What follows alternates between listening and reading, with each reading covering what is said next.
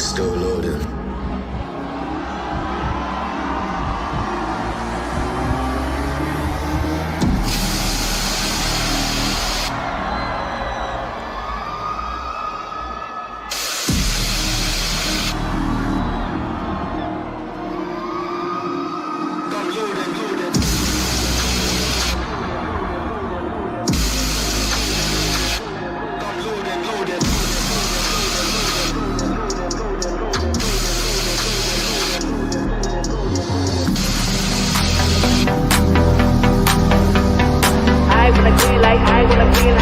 I get those goosebumps every time, yeah, 713.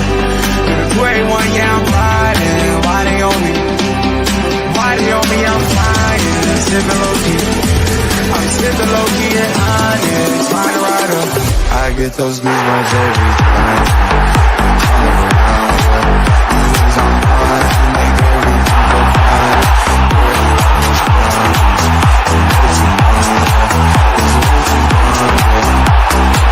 I get those goosebumps every time. I need the high, throw that to the side. I get those goosebumps every time, yeah. When you're not around, we can throw that to the side. I get those goosebumps every time. Up the mags. Yes, sir.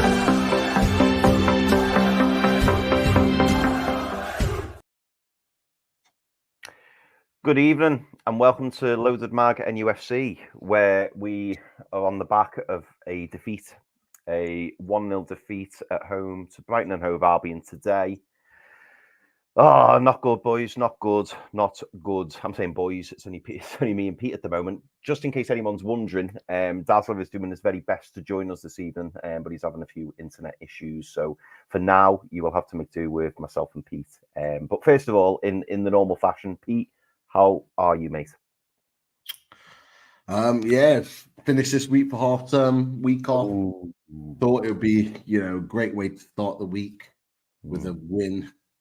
And now I just feel a little bit deflated from a football perspective. Everything else is all good, but really deflated after today's result. Look, we're going to get into it, but that's kind of from a football perspective. That's how I'm feeling. But everything else, all good. What about you, Chris? How's things?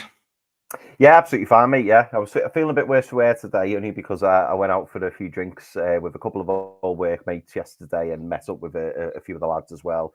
So felt a little bit ropey this morning, but absolutely fine on a personal perspective. I had a good day, and I'll be honest, Pete, I was settling in. I got home at 2:45, settled down, and I was thinking, right, here we go. Let's.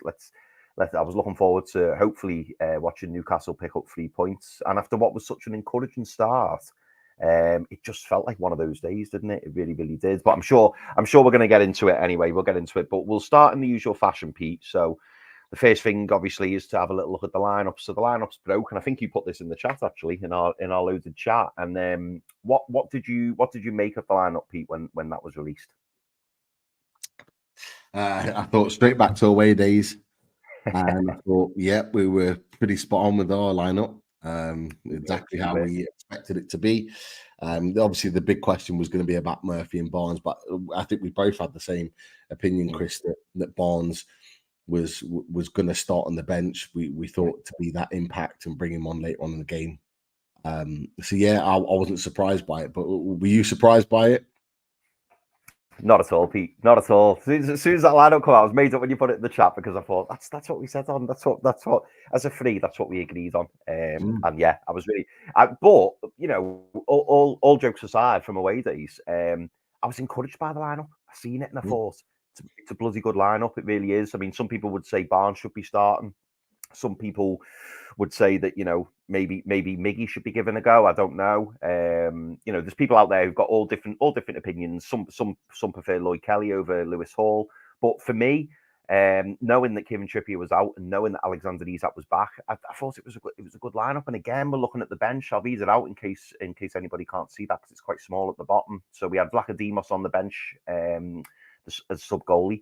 We had Harvey Barnes, Emil Kraft, Will Asula, Miggy Almiron, Lloyd Kelly, Joe Willock, Sean Longstaff and Louis Miley returns. I'll be honest, Pete. Were you a little bit surprised by that? I was. I didn't think Louis Miley was going to be on the bench. I know we saw him back in training, but he's been out for such a long time. I didn't expect him to go straight back in the squad. Did that surprise you a little bit? Who was that? Louis Miley. No. No, I thought for some reason I thought it meant Isaac then for a second, but no, Louis Miley. No, just because I listened to Eddie Howe's press conference and talked about how well he'd been training, and we have to remember that his issue was, I think it was a broken foot, so it was a bone injury. It wasn't necessarily, once the bone's healed, it's about, is he back up to speed? Is he training well? And Eddie Howe said he was, and there's no harm in putting him on the bench. I didn't believe he was going to get minutes today, but just him as a 17, 18-year-old being back in the fold, being in the match day squad, I think he needed that experience. I didn't expect him to play, so I'm not surprised he didn't come off the bench, but it was just great to see him back. And I think Eddie Howe talked about the fact that actually it's such a competitive field in that midfield at the moment. So he is going to have to work hard to get back into the team. But ultimately, it's just great to see him back because he was thrown in so many times last season and did a great job. So just the fact that he's fit is good enough for me. Yeah, no, absolutely. And as we always do on the match reaction, we like to look at the opposition lineup as well. So this was the Brighton lineup, and again, Pete, I think you were the first one to break in our chat that a certain Yankuba Minter was missing from the squad. So that was a little bit of a surprise. And correct me if I'm wrong, but I believe it was because he came back from international duty and he'd had like a bit of a knock or something like that, so they just didn't want to risk him. So he wasn't actually in the squad whatsoever.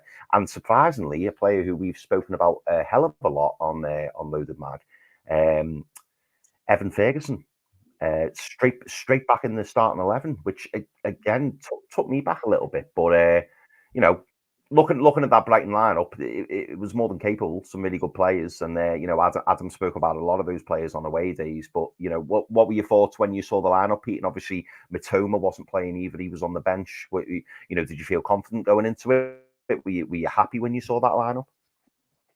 Yeah, there was a few things, to be fair. From the press conference, it looked like Van Heck was going to be back in contention. So I did think he was going to start. So seeing him on the bench, I was a bit like, well, that's a positive. Surprised to see Matoma on the bench. Even more surprised to see Minter not play at all, not be in the squad at all. There's obviously clearly a reason for that. And I was taken aback a little bit by having Welbeck and Ferguson in the starting lineup, because in my head, the words that I kind of said to myself as I read their lineup was that they're going for it.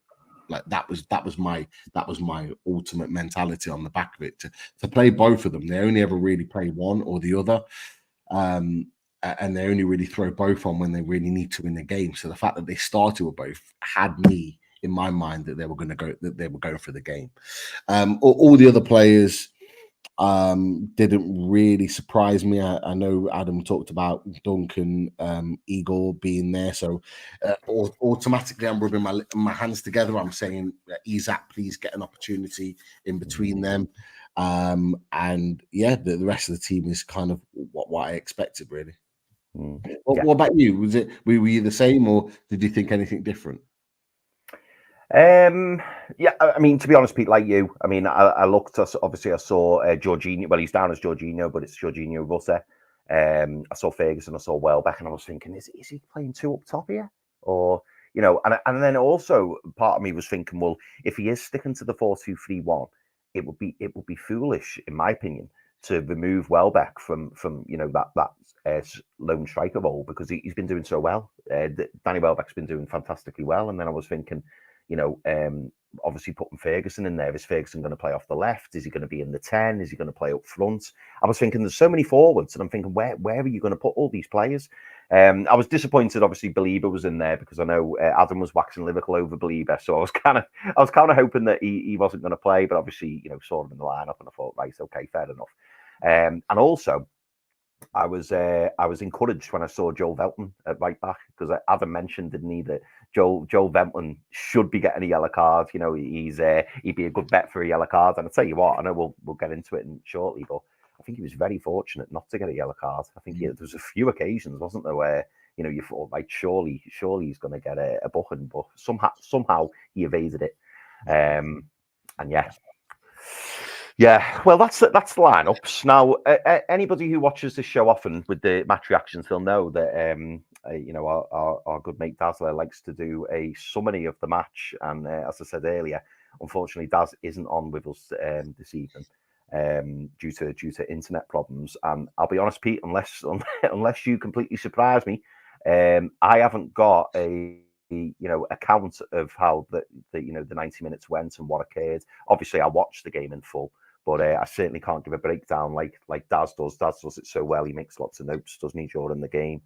So maybe we talk very broadly. Maybe we'll go half by half. So what I'm going to ask you, Pete, is, for me, I think at least the first 30-35 minutes, I thought it was encouraging from Newcastle. But what were your thoughts on the whole about the first half? Like, what were you thinking? How did you think about the start we made? Was there any concerns? Anything that you'd highlighted? What were your thoughts going in at half time? Obviously, half time we went in 1-0 down. But what were your thoughts, and what was your overall view of that first half, Pete? To break. Ultimately, I went into the halftime absolutely gutted that we were actually losing the game. Not the fact, I could have taken to a point as being at 0-0, thinking that there's still a chance to take the lead in the second half and take the game. But to go in 1-0 down, I was absolutely gutted. But in order to break the game down, I thought the first 10 minutes we started really well. We were excellent. In fact, on the front foot, we were winning tackles high in the midpoint of the pitch. Tino Livramento won a couple of really good tackles early on, high up the pitch, and started off attacks again. We looked to really pin Brighton back. I think at some points they literally had Ferguson and Welbeck in an ultimate low block, like literally just sitting on their own box because we were pinning them back. And I was encouraged by what I was seeing. It was great. Like, we were moving the ball really well. I think Tonali was doing really good in terms of linking that play with Bruno Guimaraes. The wide men were doing well, staying wide, Gordon in particular. And yeah, we were looking to get the ball into the box. And we started well. And I always say, when you're up, you need to make the most of it. You need to take a chance. You need to get a goal in that point. And as it got to about sort of 19-20 minutes, like, I started to a little panic started to just set in a little bit. I don't know if you felt the same. I don't know if anyone else in the chat felt the same. A little panic started to get in because we'd gone 20 minutes of being the better team. And I'm kind of thinking, okay, we're not taking a chance here. We need to take one. Well, we know full well that Brighton will come back at some point. Then when we get to 25 minutes, you can just see Brighton just start to create a couple of chances, get the odd corner, and you're just thinking, is it going to turn? But it didn't. We kept pressure on. We kept pushing them back. And I thought, okay, we just need this goal now before half time. So to see what I saw in terms of the goal that we conceded, it absolutely deflated me. And it was, for me, it's such a poor goal to concede. It's a poor goal. It's like, for all our good work trying to pin them back and push them back to their own goal, the fact that we get hit with that out of nothing, I just thought was just so bad. And I've got a little bit of a breakdown of the goal, but look, just what were your thoughts in general? Because that's kind of how I was after the goal. The tables turned. Their tails were up. We started to panic, and it was noticeable. I don't know if you noticed in the atmosphere just dropped once they'd scored the goal. Yeah, it did. Whereas the atmosphere was great. One of the best atmospheres I've seen for a 3 o'clock kickoff for a while. Everyone was up. You could really see that the fans were behind the players. But once that goal went in, everything dropped. The players dropped, started to rush the ball. Like, what were your kind of thoughts, mate? Yeah, so like a few things that you've said, Peter, I completely agree with. Like, you know, the first 10 minutes was really encouraging, and it did on the 20, maybe even 25-minute mark. It kind of felt like it was going to be one of those days. So I get what you mean about the panic setting in, because it was almost like, oh, come on, like, you know, for all this domination, for all this good play, we're really not, you know, looking like we're going to score. And it was frustrating. Like, I remember the chance. By the way, the ball from Tonali was unbelievable. It was like the quick interplay. I think it was Tonali. The ball got fizzed into Tonali, and then he very quickly hits it straight to Bruno, and then Bruno sets Isak off. And at the time, I must admit, when he missed the chance, I thought, oh, it's all right. We might have got away with that because he was offside. And then when I watched the replay, I was like, oh, he wasn't. He timed his run really well. But, you know, I mean, we'll talk about Isak a bit later on, I'm sure, you know, in terms of, you know, do you put it down to rustiness? Do you put it down to the fact that he should have been doing better with it? I know in the second half, Gordon had a couple of good opportunities as well, but we'll touch on that a bit later. But yeah, I mean, yeah, it was just frustrating. But I have seen many a time, Pete, how, you know, we go 1-0 down when we don't necessarily deserve it. So I still believed that we could come back into it and we could, you know, like turn it round, because I thought we're capable of this. We were there, weren't we, last season, Pete, when we were at St James's against West Ham, and like we couldn't believe that we'd gone down and we'd done it. Do you know what I mean? So the belief was definitely there, and I think this is why we're all so disappointed, because like the performance wasn't bad. Like there was real long spells where we were playing really well. But again, it's that killer, it's that end product, and that's what we're lacking at the moment. And that was the disappointing thing for me, in the main. But what I also wanted to touch on, Pete, and I know you're going to break the goal down, which I'm looking forward to. But what I wanted to ask you was, and I was going to ask you and Daz this actually, which goal was it that we conceded? I think it was last season, and it was a carbon copy of that goal, and it was literally the same people as well. You know, where like they just passed it round. Shah goes in, quick pass, 1-2, and you know, Tino's trying to intercept it. Lewis Hall comes in, but ultimately he's too late. But it was a very similar goal to last season, and we were all going mad over it, saying that was too easy. And that's a frustrating thing, because when you look back over the game and you look back at the Brighton chances, there weren't that many. But that was a very good goal. I'm not taking anything away from Danny Welbeck, because of course he did really well. But as far as I'm concerned, it was too easy. It was far too easy. But I know you're going to touch on it. But can you remember who it was, Pete, who we played? I was trying to wrap my brains over it before, thinking it was a carbon copy of the goal we conceded, and it was literally a 1-2, straight through Shah, straight through Burn, and then obviously the wing backs come, but it was far too late. And then Welbeck has an easy finish, takes it well, but it was a relatively easy finish, like he was never going to miss. Can you remember who it was, Pete? I actually can't. Or anyone in the chat? Anyone in the chat? For some reason, I've got Bournemouth in my head at St James's I Park. was going to say Bournemouth. I don't know whether it was tonight because they were playing Arsenal. You might be right. Yeah. You might be right. But Don W might be right. He mentions, was it West Ham? We might have been at that game. It could well have been one of their. It might have been. You know what? It might have been their equaliser after the penalty. It could well be that one. That one did seem kind of like a punt forward and a very easy goal to concede. So I had Bournemouth in my head, but that could well be right. It could be a few of them. I'm not going to lie. It could have been all of them. Was it Luton? Was it Carlton Morris? Maybe. It was such an easy goal, mate. But honestly, it was exactly the same. It was exactly the same goal, and I thought that we've been done by that again. We are. Could have been fun. It's all of them. It's all of them. Oh. Forget it. Yeah, it's all definitely. Big up to Shane. Yeah. Look, I know as an Arsenal fan, you hate football today. We both agree with you. We hate football today.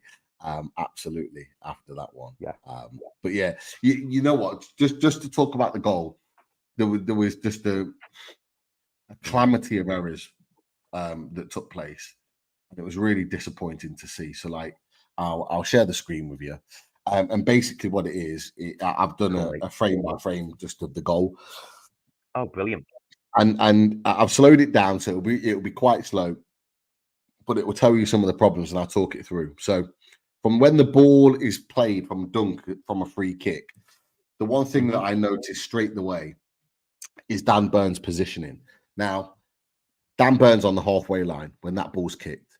and you look at the rest of the defensive pairing, they're all in a pretty decent line as a three.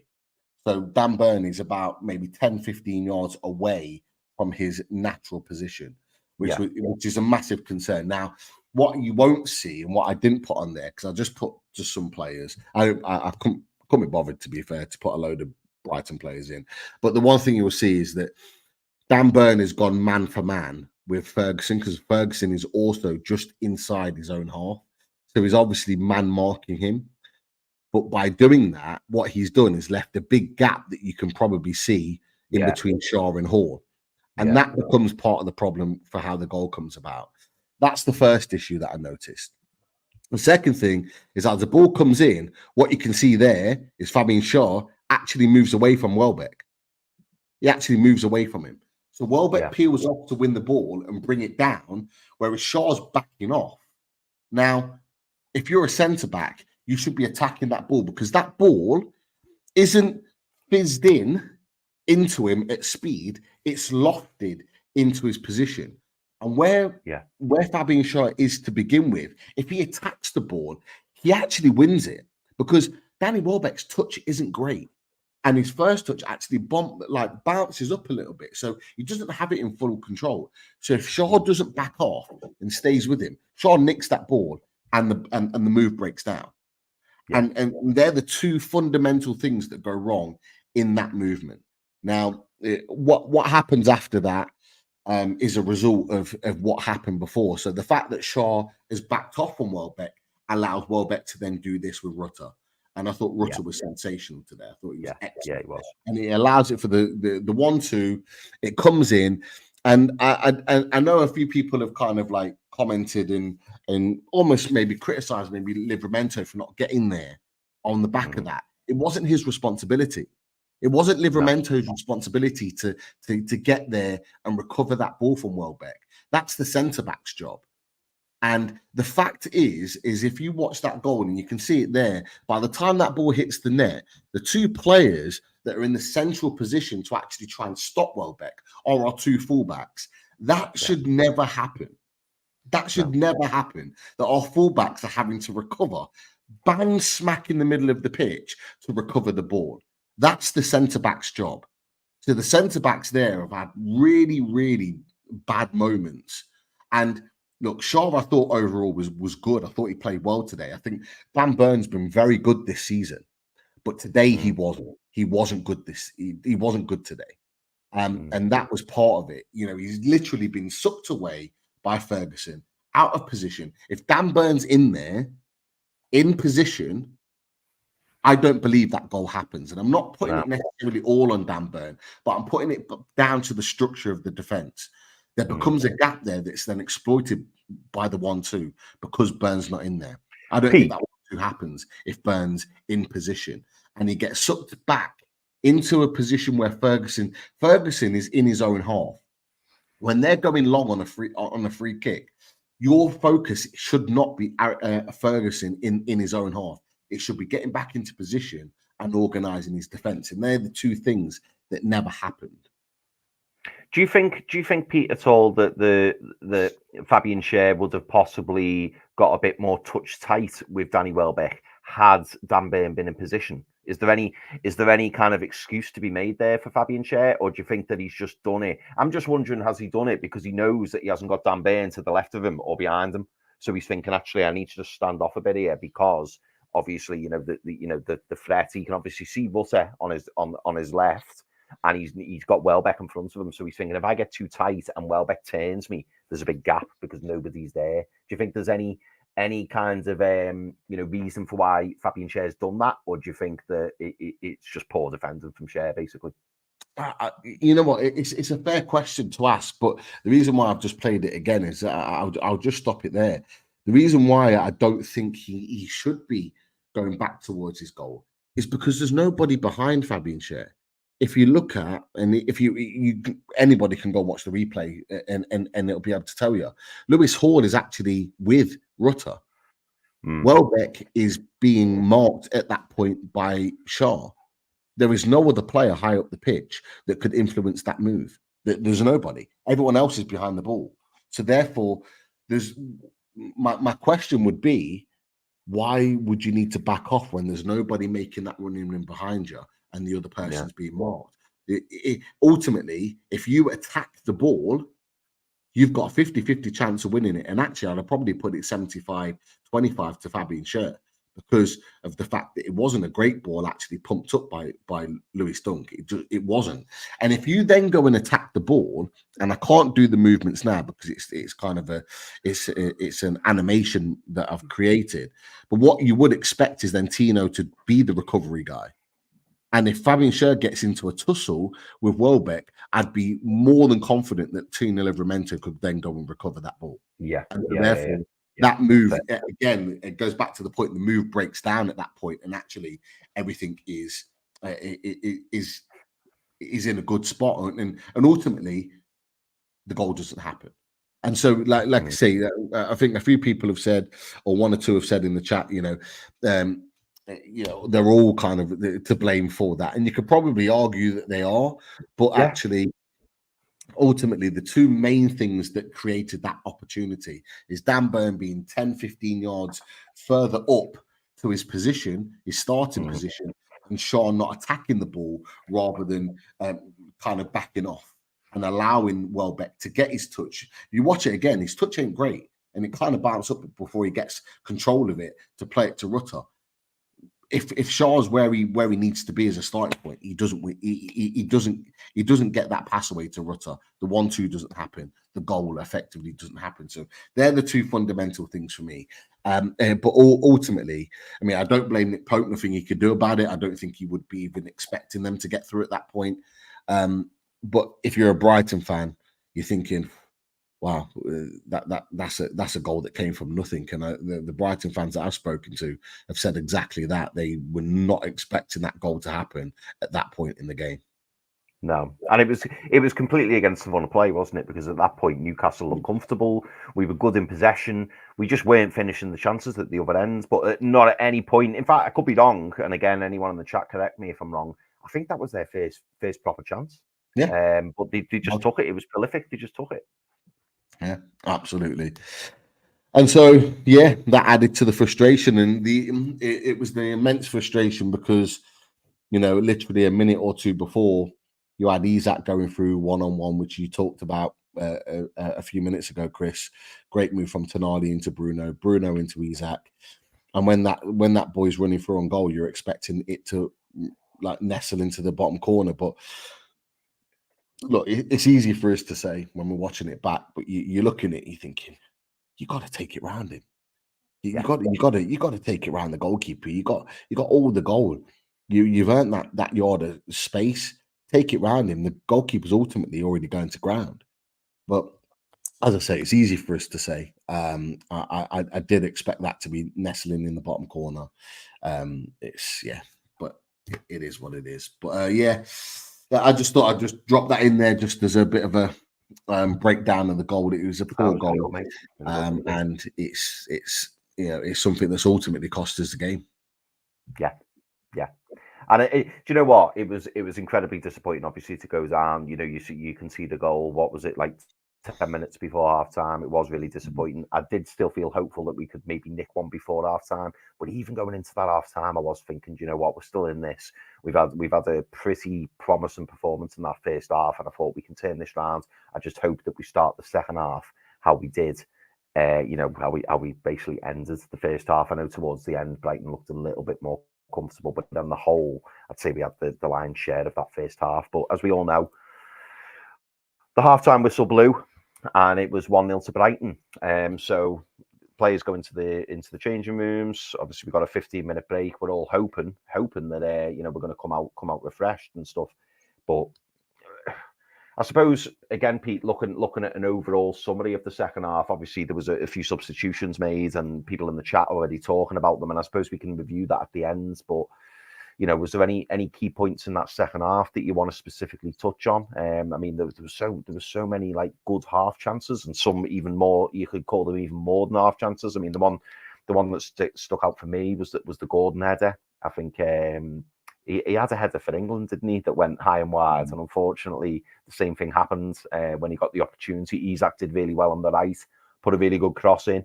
And all Anthony Gordon had to do, you're taught, aren't you, from a very young age, you head the ball downwards, but for some reason, maybe he gets his angles wrong, I don't know, but he ends up heading it. And I felt as well, Pete, like he had the time. He had a little bit of time to like compose himself, but his connection, the ball was always going to go high, and that was really, really disappointing. Barnes came on. I felt like he made a difference. I thought like he did well when he came on. But as I say, a few people in the chat are a little bit confused by the substitutions. Obviously, Bruno went off. We know Tonali went off. Murphy went off. What were your overall thoughts on that second half? And also, I mean, I'll get the exact times and stuff of the substitutions now. I'm just waiting for it to load up. What were your overall thoughts of that second half, and any key points that you want to discuss? Yeah, there's a lot of thoughts, mate. There's a lot of thoughts. I thought we'd really come out the traps second half and really push on and really push them early on.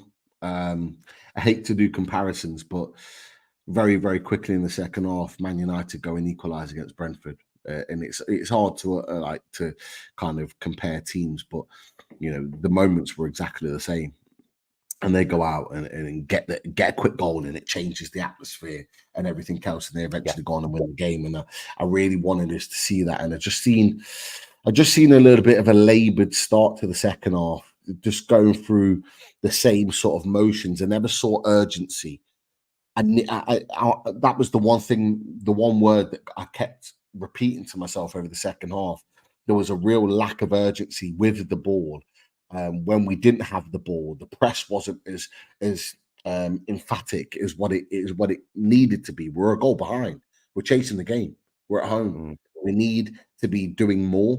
And I never quite got the feeling that we were doing everything we possibly could in that second half. We spent a lot of the second half just playing the ball sort of across the lines, the back line, into midfield, across the lines, not really pumping that ball forward or willing to make that pass in between the lines to create something. And people will argue, well, we created a lot of chances. We created chances in the second half, and we did to a point, but there were very rarely clear-cut chances. I think we only created 2 clear-cut chances in the second half, one of which was the heading that you referred to, which, Gordon's not the best at heading the ball anyway, so I'm never overly confident of him putting the ball in the net with his head. But I could argue that for a lot of other players, Isak being one of them, and many others. We don't have great headers of the ball, particularly in attacking areas, which is an issue. Because that's an alternative way of scoring a goal, and that's what we're lacking. So we had that one, but the one for me that was bigger and better is the Gordon through ball in the second half. When Gordon's one-on-one, it's an incredibly tame shot right into the goalkeeper. The goalkeeper doesn't have to make a save; it's right down in between, right into his hands. It's a poor finish. It really is. And, they were the 2 clear-cut chances in the second half that you kind of hold your hat on. They both fell to Gordon and were both poorly missed. And, yeah, other than that, I think we created 12 chances altogether in the second half. I'll double-check that. 13 total shots, 4 on target. Wow. But those 2 big chances where Gordon, both fell to Gordon, and he didn't take them. And that was really disappointing. But, some people have kind of questioned me. I tweeted out after the game and I said it was a really poor attacking performance today. And I believe it was. I believe it was a really poor attacking performance. And I mentioned the creativity. And people, there was not all. Some have agreed with me. Some there's a few that haven't. And they've gone, we created so many chances throughout the game. How could it be, poor creativity? Well, we created 21 total shots, but we only had 6 on target. And we only created 4 big chances. The 2 Gordon ones, we had an Isak one, and then there was one other. I can't remember off the top of my head which one that was. It might have been the Gordon save in this first half where Bruggen makes the save in the forehand corner. Yes, when he cuts in from Yeah. the left. Yeah. And so when you look at that, we had lots of total shots, but there were half chances at best. And this is why I say there's a lack of creativity, because we have a real lack of quality of players that are able to break the lines and create really good opportunities for our players, for our frontline players. And we missed that today. And I thought it was really interesting how we kind of changed things around, and I'll bring it up in a second and kind of talk it through in terms of how we did change that around, because we did in a lot of ways. But I look at that performance today, and there was so much to be positive about. Yeah. I thought our midfield was good. Was good. I thought Joe Linton was excellent today. I thought Tonali, I thought was very, very good, and I thought Bruno was good as well. But the points that people are making, and a few have made it on social media, a few in the chat about the subs. I was absolutely stunned. I want to get your thoughts on this, Chris. I was absolutely stunned when Sandro Tonali was brought off.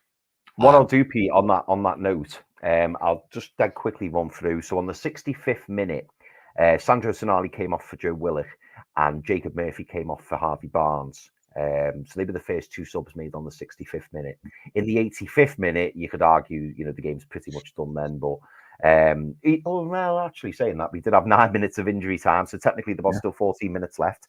But Bruno came off for Miggy Almiron, and Anthony Gordon came off for Sean Longstaff. And then obviously in the it says the 90th minute. I think it may have been slightly later than that. But obviously, trying to equalise, trying to get that point, Lewis Hall came off for Willa Sula. But like you, Pete, I was surprised that Sandro Tonali had come off, particularly because for me, he's the one who can unlock a door. He's the one who can do that killer pass. We mentioned it in the first half. We saw that fantastic.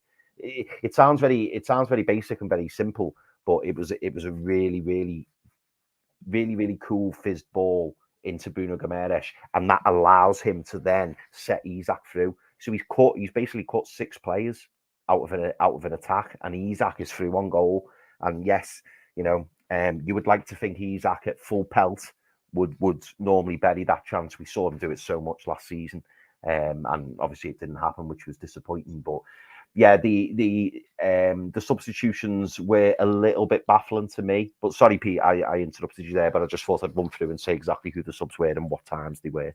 No, that's absolutely spot on. I agree with that. And just to come in there, super chat from Rich. Great stuff, Rich. I hope you're well, mate. Sorry for not being on for a while. Doesn't matter. Great to have you on right now. So great to have you with us in the chat. Disappointing result today. Thought bringing Tonali off was strange for me, and we've literally just touched on that. And you touched on, Chris, when you talked about the subs. It actually felt quite nicely, because you talked about bringing Gordon off and Longstaff on, and people are going, what the hell? Why does that even happen? Well, I'll tell you what. I'll tell you why. In my opinion, I think that had to happen at that point in the game, and it's because obviously I've changed the tactics board now. This is how the team was, or what we expected it to set up as. That's kind of how we started the game. Yeah. But what was very, very interesting, and we talked about this on away days. I mentioned that this could potentially happen, and it did. But what you found for the vast majority of that game before Tonali got subbed off was this. He played here. Bruno was literally at times in the game, it looked like this. It looked like this. And Bruno was playing almost on that front line in between Murphy and Isak. And he played the number 8 role today. For the first time that I can remember with Bruno being at Newcastle United, he did not play that number 6 role. Tonali played that role. And I thought he played that role absolutely brilliantly well. He played that role where he picked it up off the defense. He tried to come forward and create opportunities within the attack. You didn't see him here like you normally do in terms of creating moments. And I know, you mentioned in our chat that Liam Kennedy, Jordan Jones put out there a little video after the game, and I did take a little bit of a listen to it. And Liam Kennedy did mention that he didn't think Tonali was at it or didn't influence the game. Well, maybe not in these areas, but he certainly did here for me. He did a great role today. His recovery runs to support the defenders in here, I thought were excellent. And he played a great role in it. Gave Bruno the license to really get forward, to play that sort of ball that he played in for Isak to get in goal. He allowed that to happen because he was playing that role today. And I thought he was excellent. And the fact that he was brought off left a huge gap there. And what you started to find that once he came off and Willock came on, at that point, it changed the dynamics of that midfield. And very, very quickly, I bring it in here. I'm not even sure where Willock played. Willock played in here. I think Joe might have played in the on the right hand side. He might have shifted, so it might have shifted to this point here. But what you started to find is gaps starting to appear because Bruno wanted to keep getting forward, and the gaps started to appear. And all of a sudden, in this middle part that never happened before during the game, the gaps started to appear on the counter attack because Bruno, in his recovery and his defensive responsibilities, isn't as good as Sandro Tonali in there. And so what they had to almost do is bring Longstaff on to kind of play in that role. And that's why Bruno Guimaraes was sacrificed in that position. They almost had to bring someone off because they were then worried about conceding the second goal that way. And that's what we shouldn't have had in the second half. You keep Tonali on. You're telling me that Sandro Tonali is not fit enough to play 90 minutes. He literally plays 90 minutes for Italy back-to-back 3 days in between. Like, he can play that role. Yeah, he can play there, and he played very, very well there today.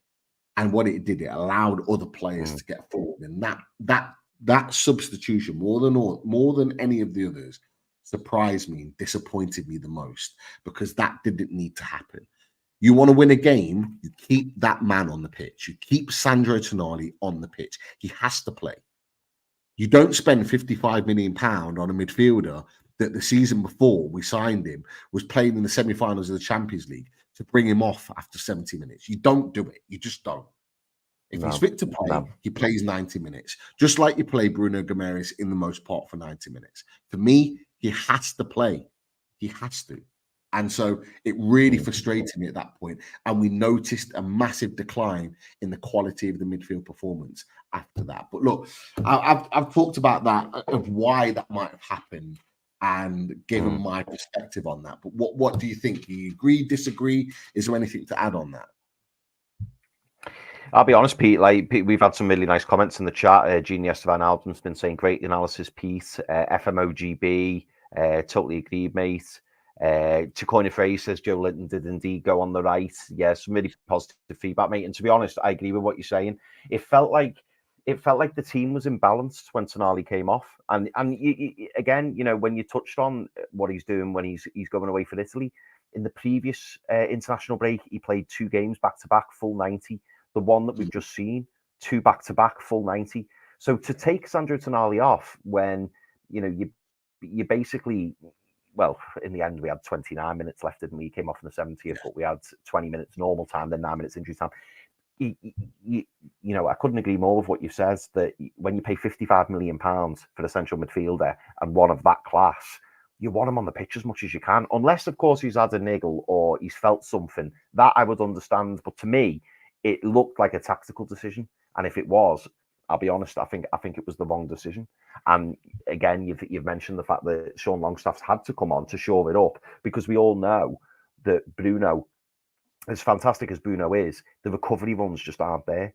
And he will get caught out. And when he wants to venture forward, and bearing in mind the previous 70 minutes, that's exactly what he was doing. So to all of a sudden have that switch in mentality when he's like, ooh, I can't do that anymore because Sandro's gone off, it then leaves us exposed. And it just means that it puts even more pressure on the centre-backs, Cher and Dane.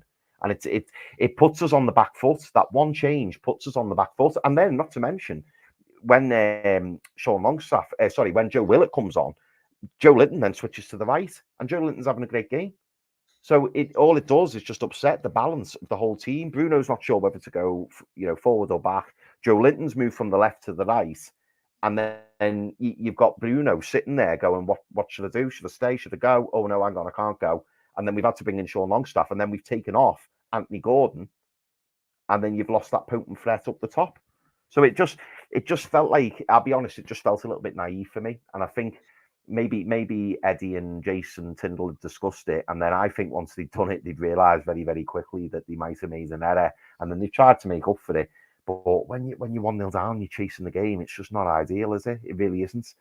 And it just, I don't know. I mean, Pete, we've got loads and loads of questions, so I'm sure we can come to it. And I know Eddie Howe's been getting a little bit of flack for the substitutions today, and really good that you brought the tactics board up, because I think explaining exactly what happens and why it happens is really, really important, because I do feel like as much as we had long periods during the game where we dominated, I felt like the second half we didn't capitalise on what could have been a really good opportunity to get back into the game, because I always felt if we scored, we could then go on and get a second, but it was just getting the ball in the back of the net, and unfortunately today we just couldn't do it. And this is part of the issue, Chris, is that sorry, with regards to the substitutions today, the reason why they didn't work is because it left us massively unbalanced. We've thrown players onto the pitch like Willock, like Miggy, and I have to say, I've talked about Miggy before. I've talked about it with you privately. He won't be a starter for Newcastle United moving forward, and I've been adamant on that. I actually changed my mind on that, having seen, and I think it's a really important point to make just while it's here. Foxy puts in here. Who's that number 23 for us? I don't remember seeing him play today. I completely agree with you, Foxy, because I got to 60 minutes and I looked at the screen, and my question was, why is still Jacob Murphy on the pitch? Why is he still on the pitch? Yeah. Because he'd done absolutely nothing. And this is the problem with Jacob Murphy. He'll do something where he'll give you a game where he gets 2 assists or maybe score a goal. You think, flipping now, not a bad squad player there coming on and doing a job. But he'll give you games like this today where he gives you absolutely nothing. And this is frustrating. Yeah. But this is the way back in for Miguel Almiron to get into the team. Because I genuinely think now that going into Chelsea, if he's not willing to go Gordon and Barnes as the other two around Isak, he has to go Miguel Almiron. Miguel Almiron has to start this game at Chelsea next week. If he's not going to go Barnes and Gordon, he has to, because Miggy, in the short time he was on, gave more than Murphy did in the whole time he was on the pitch. And Murphy can't be seen to keep getting away with performances like that and then just being back in the team, regardless of whether we want Miggy gone or not. Like whether the manager wants him gone, whether we need the money for him, whatever it is, regardless of all of that, you can't let Murphy continue to play when he's playing like that, when he can just turn up and have an absolute anonymous game and it affects the balance of the team. And I remember looking at that and thinking, how the hell has that been allowed to happen for this long? But this is the problem. We make all these changes and it completely dismantles us. And in the moments where we need to win the game, going from the 80th minute all the way to the 99th, we've got Tonali off the pitch, we've got Bruno off the pitch, and we've got a number of other players that eventually get taken off, the likes of Gordon and all the rest of them, that have to get sacrificed. And you're looking at it and you're thinking, they're the players you want on the pitch, because they're the players that are likely to get you a point or get you a goal in that game. You have to play them for as long as you possibly can to try and get the points on the board. You can't just make subs for the sake of making subs. You can't just throw a player on in the hope that he's going to make a difference. We're not Bournemouth. We're not Wolves. We're not any one of those other teams. We're a different team that are playing in a style in a different way. We have to make changes for it to actually make sense. And for me, today, in isolation, those subs did not make sense. It didn't make sense. And they actually hampered the team rather than actually improve our chances of winning the game. And I got to 90 minutes. I don't know about you, Chris. I got to 90 minutes and I was like, I don't see. And in fact, tell her, like, it was 92 minutes. I looked at the screen. I thought, we're getting nothing in this game. We're not getting a goal. Yeah, I looked at it, 92 minutes. You had Byrne playing a ball across to Shaw and then over to Tino Livramento. And then I think it was back to Shaw again. And that was about like sort of 92 minutes-ish. And I was thinking, we're the ones chasing the goal. And yet we're playing on the halfway line, a ball across the defence. We should be pumping that into the box. We should be saying to Dan Byrne, go play as a striker. Go get us a knockdown that Isak's going to get on the end of, or somebody's going to get on the end of. Like, We should be playing. We should be going for broke at that point, trying to get something in the game. But we were playing it across the back, and I'm just thinking, there's no way we're getting back in this game. Like, and it's so frustrating because we dominated possession. You know, you look at the overall possession of the game, 60-40, 60% possession, and we created all those total shots on target, but actually, big chances in the game, it was 4 each. They created 4 with 40% possession. They created 4 big chances in the game. They scored 1 of them. With 21 total shots and 6 on target, we created 4. So we created the same amount of big chances as Brighton with way more possession, with way more passes, with way more dominance. Like, that should not be happening at St. James's Park. It shouldn't be. And for all our domination, they created as many chances, big chances as we did, but they took 1 and we didn't. Yeah, I'll be honest with you. I didn't even know about that stat. If you'd have said to me at the end of the game, who's had the most chances, I'd have said us far and away, most big chances. So the fact that we had 4 and they had 4 is crazy. Crazy. But it points to what we've just been speaking about, doesn't it? In that, you know, these big chances and we're not taking them. If you got 4 big chances and you know, there were some really good chances today and we've not taken them, it is criminal. Someone in the chat put it's criminal. It is criminal because, you know, 20, did you say 22 shots in total? Yeah. So 21 22 shots. 21 in the whole game, 21 shots in total, 6 on target, 4 big chances created. And we had 4 big chances missed. Brighton, in comparison for the full game, 40% possession, total shots 10, shots on target 5. So we had nearly double the amount of total shots, but they had 1 less on target than us, with half of the amount of shots, and they had the same amount of big chances, but yet they put 1 away. And you know, people might say, "Oh, it's just clinical, it's whatever." For me, that's a lack of quality in our attacking play, which is what I tweeted out. Some people didn't agree, but this is where I stand and I'll die on that hill. Our attacking play was not good today for that reason. You can't have that amount of possession. No, you can't create that many chances and have that many shots on target and then be equal to your opposition. That should not be happening. Yeah. And the fact that your opposition have scored and we haven't is even more of an issue.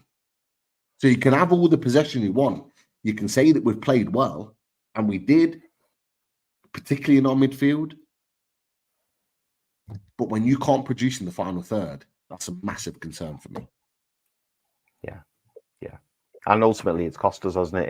It has ultimately cost us, which is a crying shame because, you know, if you look back on that game, I think we were more than capable of getting the 3 points. I think it was a great opportunity at St. James's Park. We know that in recent times we've been very, very good at St. James's Park.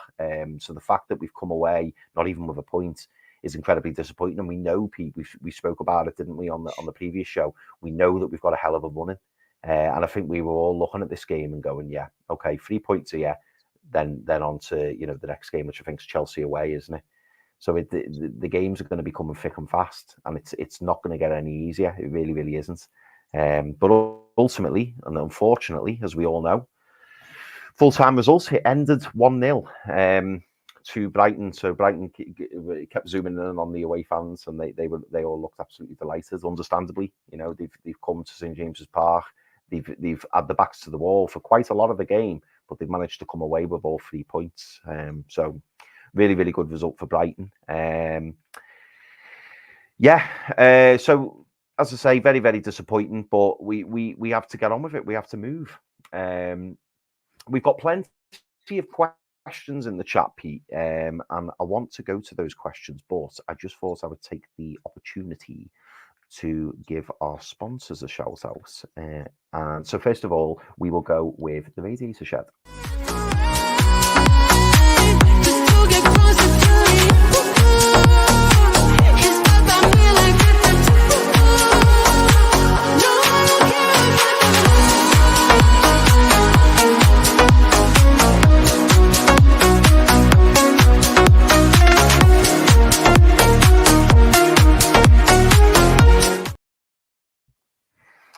massive shout out to us and the lads at the Radiator Shed. Been sponsors for us for a while now, haven't they, Pete? One of the OGs.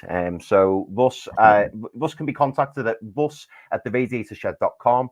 If you quote the code loaded20 when you give them a call on 077 666 04112, Russ will be able to give you a bit of a discount. So make sure that you do that. Just say that you've watched Loaded and you're ringing up with the Loaded 20 code, and Russ will be able to give you a discount. So make sure that you do that. Don't forget, Loaded, as you know, we're on all different platforms. So we can be found on YouTube, which is where the majority of you, if not all of you, will be watching now. I know some of you will be listening back on Spotify, so thank you for that. You can also get us on Apple Music, Amazon Music. And obviously keep an eye on your socials as well: TikTok, Instagram, X, formerly known as Twitter. And anybody who wants to contact us in terms of business inquiries, you can do so on loadedmaginfo@gmail.com. Also, what I want to do, because we don't always get round to it, do repeat, but I want to mention our online store. So the online store is open, and it does provide free shipping. And on there, you will find loads of really nice gear, loads of Loaded Mag stuff, also some Adidas stuff. There's lots. You can get mugs, cups, everything, t-shirts, caps, all kinds. So if you get yourself on there, check out some of the Loaded range, and don't forget to use the code as well. I better flash that up along the bottom, hadn't I? If you go on to where is it? Here it is. Is that one? Yeah. So there's the website details there, which are flashing up on the bottom of the screen. So like I say, get yourself on there, have a little look. There's lots on there, and get all your Loaded Mag gear.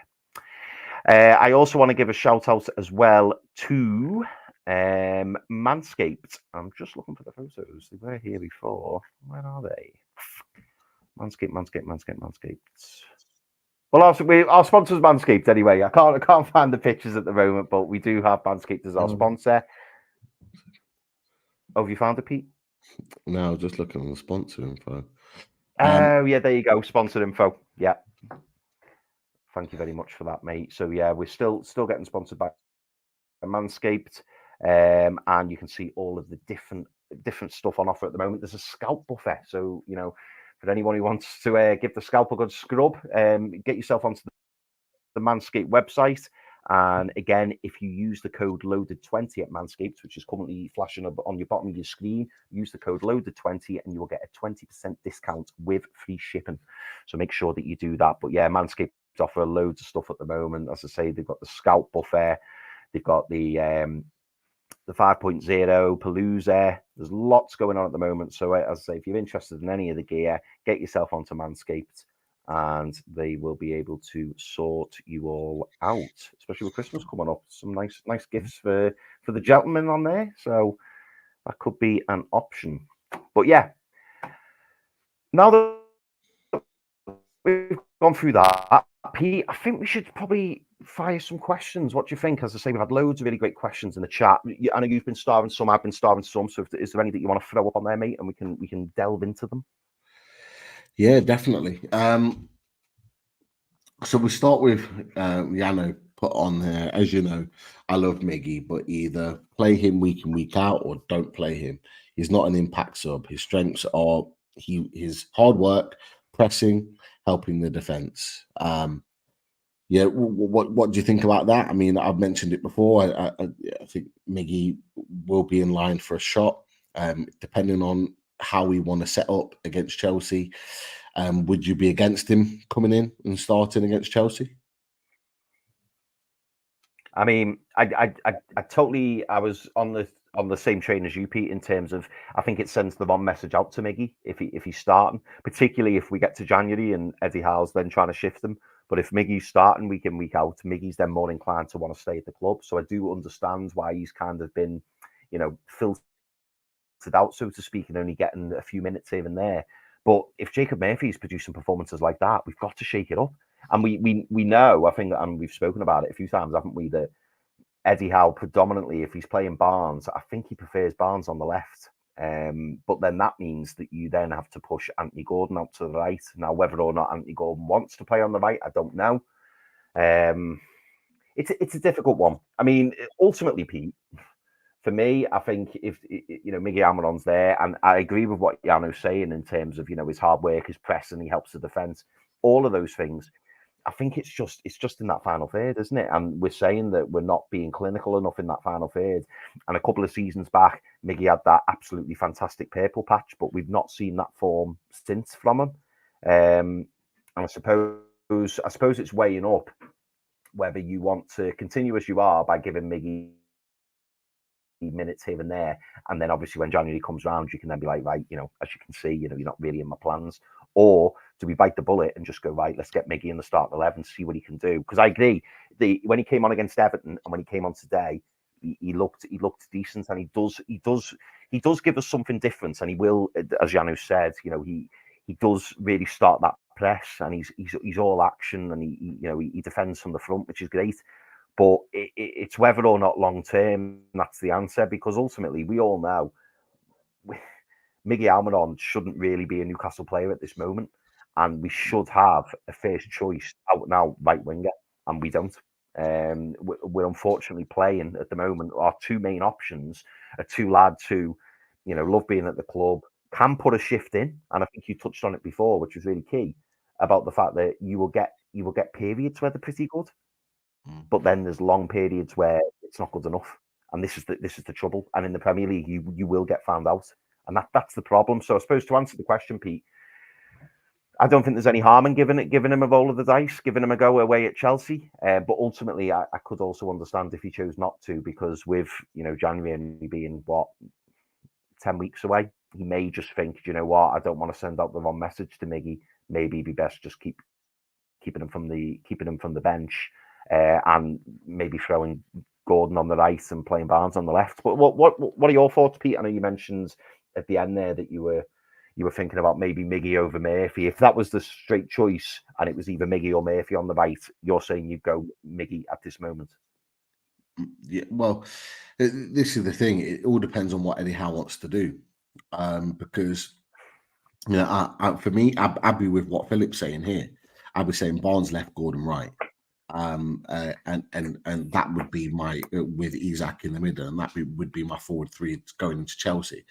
But there is this conversation, and Eddie Howe talked about it in a recent interview where he says, Barnes and Gordon both want to play on the left.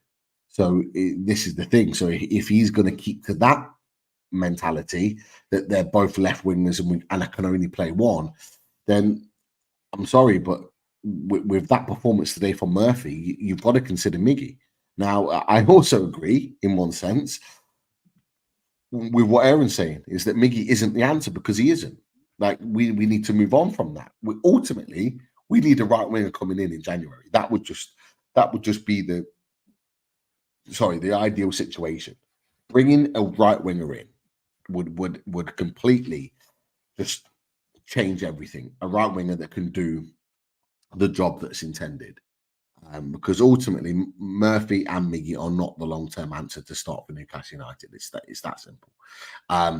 If you're asking me, I'm starting Barnes on the left, I'm starting Gordon on the right. So that's kind of where I'm going. But again, it goes back to the point. You get some weeks where it's Barnes and Gordon. You get some weeks where he's going to go Murphy. There's going to be some weeks where I think it may well be Miggy. Like, we just need to know what it is that we're doing. What are we doing here? And it goes back to the point. Like, there's another point with regards to a lack of creativity. And yes, Gordon got 10 assists last season, but ultimately the problem is that our inside forwards are not necessarily good creators. They're good at they're good at having moments in front of goal. So Gordon is very much an attacking inside forward where he looks to score himself. He's not a massive provider. He did really well last season, but if you look at his body of work, he isn't a massive provider of opportunities. Miggy is not. Miggy very rarely gets an assist. Murphy is a decent provider, but again, massively inconsistent. So what we need is a right winger to come in that can do both. And they are going to be expensive. They're not cheap, but a winger that comes in that can chip in with a goal, but he's also a creator, because that is what Alexander Isak is missing right now. He's missing people being able to create opportunities for him. Now, it kind of leads on to another question, or another point, should I say? Pete, just before you go on, sorry. Just before you move on, Pete, dead quick. I just wanted to ask you a quick one. What do you think? There seems to be a reluctance, doesn't there, from Eddie Howe in terms of, starting Harvey Barnes. That's certainly how it feels to me. The fact that he wants that right winger to play. Do you think it will play into? What I'm trying to say. Do you think Callum Wilson coming back and being fit? Do you think that could change the elements of it? In that we may start seeing Wilson playing through the middle, having Isak on the left, and then maybe having Gordon on the right. Do you think that's a possibility as well? I don't want to see Isak on the left again. I don't want to see it. He's not a left winger, and the fact that we have Barnes, Gordon, Willock, and Joe Linton that can all play there, like, Isak should not be a consideration. If you're going to play them both on the pitch at the same time, you play two up top and you change the formation to suit the fact that both are playing. Even if you drop Isak in as a number 10 so he can pick up the ball and be more of a creator, and you have Wilson playing as your front line striker. Wilson would have created a couple of chances for himself today, regardless of whether he's fit or not, because he's just a menace. He just gets in between centre-backs and causes problems. He scores the goals that Isak doesn't, and Isak scores the goals that Wilson doesn't. And they complement each other really, really well, because they do the opposite of each other. True. And this is why they're such a good foil for each other. Because where it's a bit messy and a bit manic in the middle, like, Wilson creates that, whereas, Isak's more of the flair and the kind of like the elegance about his game, because he's got really fancy touches and he's great. He's got fantastic, superb technique, and he creates his chances that way, and he makes really intelligent runs. Wilson just gets in and amongst it. He's a fighter. He's a warrior. He gets in there and he gets stuck in. Like, they're the opposites of each other, and they suit each other's games really well. And so I don't want to see Isak playing on the left. I'd rather Eddie Howe change the formation to play Isak in that sort of deep role where he picks up the ball and he makes that link and maybe is late arriving, whereas Wilson's that man running in from the penalty spot. And then if the ball drops behind, Isak's the one to pick it up.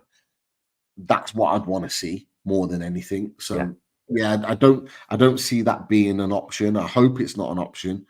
But ultimately, I just want to see what the vision is. Like, are we going Barnes and Gordon, or are we going Miggy and Murphy on the right? Like, I just need to know what's happening, because if we're going Miggy and Murphy on the right, and that's going to be the ideology, the mentality going forward, then ultimately in January we need to strengthen that area, because neither are good enough to do what we want to do. So we need to really go out and strengthen. I'm not talking about going out and getting Ilanga for 50 million, because he's not worth that, and he's not a massive upgrade on what we've already got. We need to go out and get a player that's producing.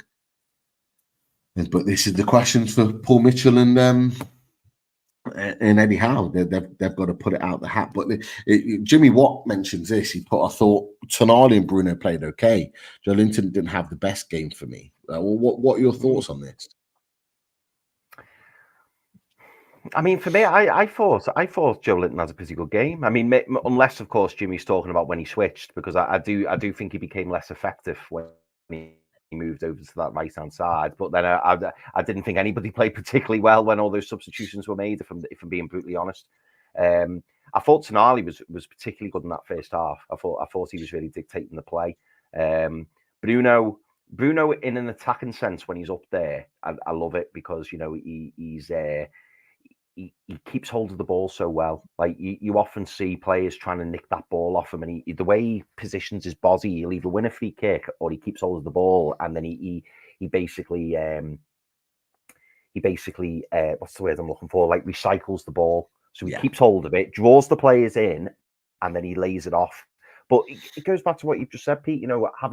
If we have the top right winger and he's flicking the ball into him, we saw it in the first half. We saw Tino Livramento doing loads of overlapping. The amount of times Tino Livramento got the ball and he drove into the penalty box, and that's what we need. But we need that consistently from the right winger as well. I get where you're coming from, Jimmy. I do, but for me, I thought Sandro Tonali, particularly first half, was really, really good.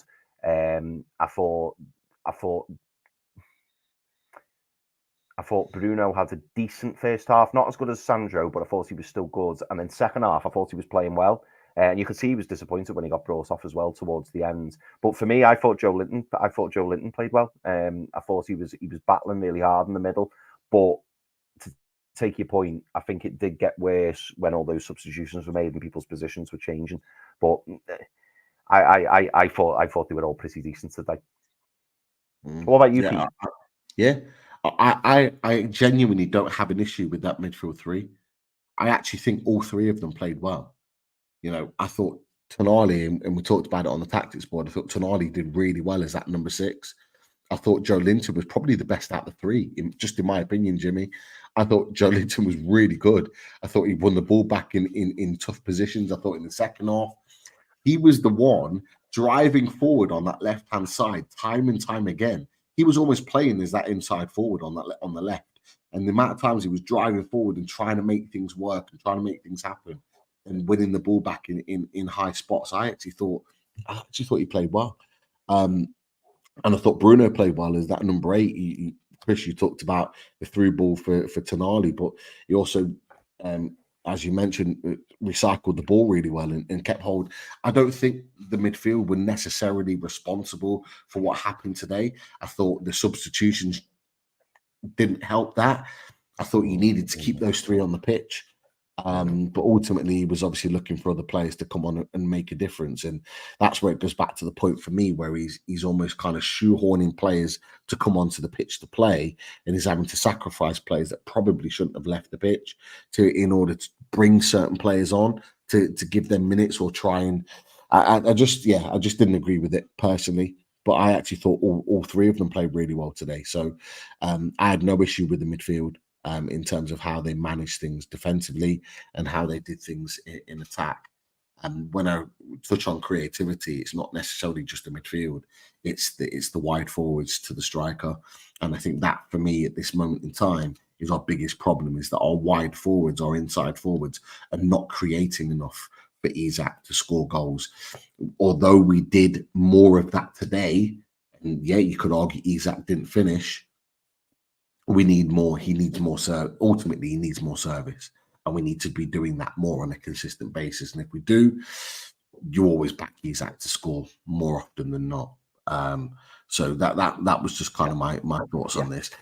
This one's a bugbear for me. I mentioned it last week or 2 weeks ago to you boys after the Everton game, and a few people are touching on it as well.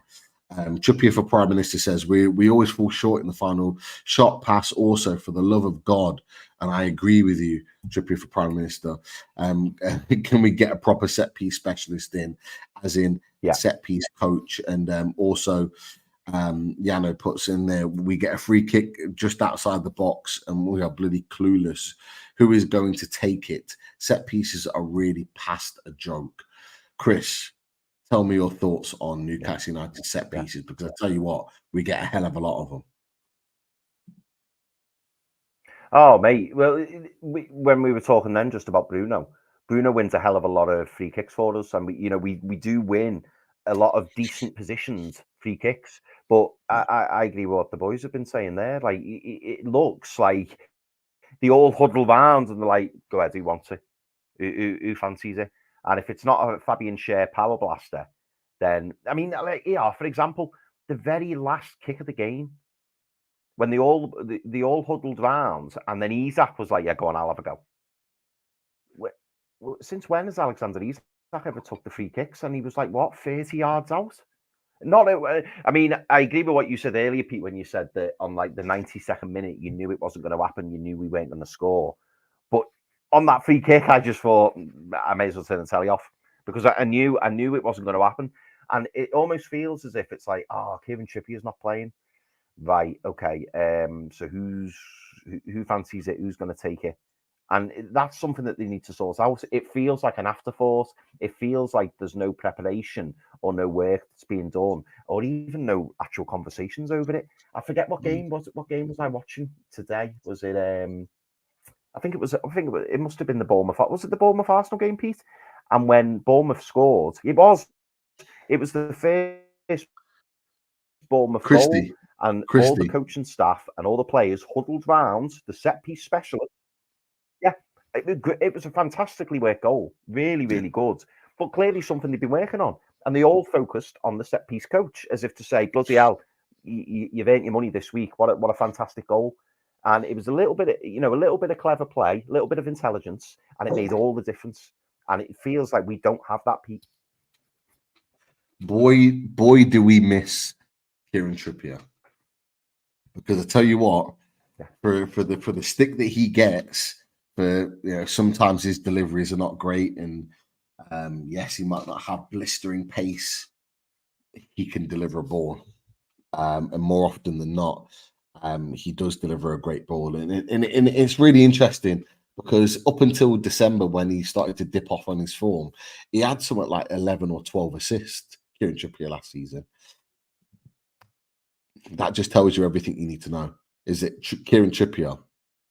Not only for calmness in possession and his leadership, boy, do we miss him for his set piece abilities, because he is someone that gives so much. Well, there you go, Devlin. We do miss him a massive amount, because I looked at.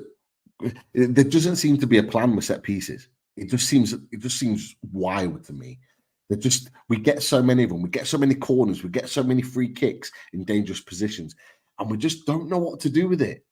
It's like there's no plan. There's no organization. It just seems to be the same thing over and over again. We try and loop the ball to the back post where Dan Burn might get a flick on, or he might not. More often than not, he doesn't, because he's not great in attacking positions in the air anyway. Defensively in the air, he's great. And I just think there's no plan to it. I watched in the build up to this game today. I watched the replay of the goal that Fabian Schär scored against Brighton at home from a couple of years ago when Eddie Howe first took over. So the season we ended where we stayed in the Premier League. And I was looking at that, and there was a ball in. I think it might have been Trippier that played the ball.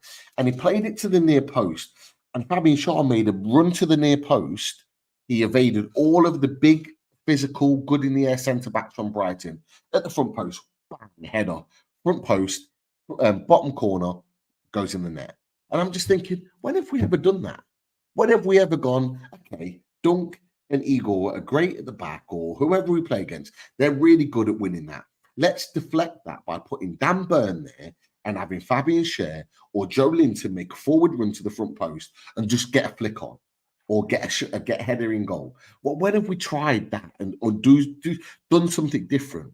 When we have tried something different, like for example, at Forest, where we played it short and whipped the ball to the back post and Bruno bang on the volley into the bottom corner last season at Forest Ground.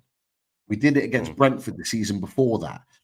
When we try something different, it works, but it just seemed to be regular, and it's not the case of we can't do it, because you've just mentioned that Bournemouth do it.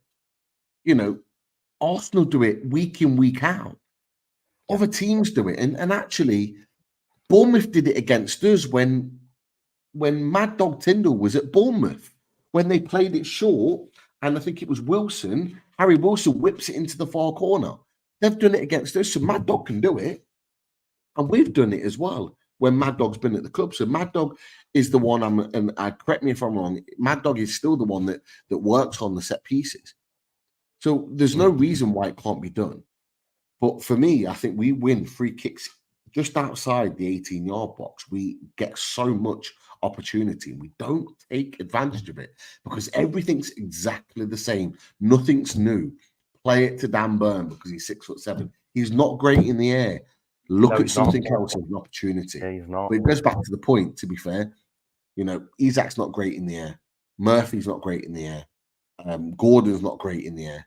We haven't got, we might have physically tall players, but we haven't got aerial dominance in terms of players that are really good at getting knockdowns or flicks or attacking headers towards goal. We do lack that. And that's something that they're going to need to look at. Botman, Botman was brought in because he was scoring set pieces for Lille. He's only scored one for us against Sheffield United last season, but ultimately, Botman is a great option. But you know what, Foxy? We never used to aim it towards Botman when he was when he was fit and playing. We need to do more of it when he comes back.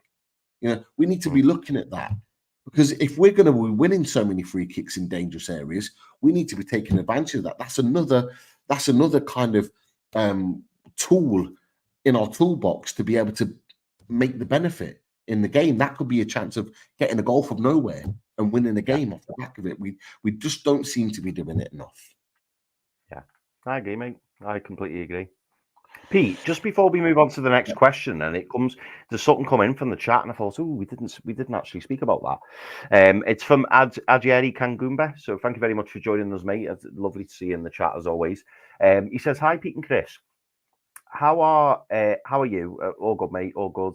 He says the VAR referees should look at the monitor for the Newcastle United handball and penalty for Newcastle, and another pen for Newcastle. So yeah, and I think he's referring to, and again, we never touched on it. I thought maybe we could just briefly discuss it. You remember when Veltman went down? Veltman went down in the box, didn't he? And then it almost appeared like he scooped the ball with his hands. And the stream I was watching, the commentator said, "Oh no, I don't think it's a handball. I don't think he's meant it." But to me, when I watched it, I thought it was very clever. It was almost as if like, "Oh, I fell. Oh, I'll just lift my arm up in a very natural, motion." But he knew the ball was there, and he knew it would drag the ball when he moved his arm. What were your thoughts on that, Pete? Because it didn't really get much attention, did it? It didn't, or certainly not the attention that it should have, mate. For me, I thought it was 100% a free kick on Hall first and foremost. So it should have been a free kick. I don't know if it was given a free kick. I can't remember off the top of my head. I don't believe it was. And secondly, I think it was a handball. Because when Hall takes the touch forward, he's ahead of Veltman, and so without the contact or disrupting his flow, Hall makes the run into the box and creates an opportunity.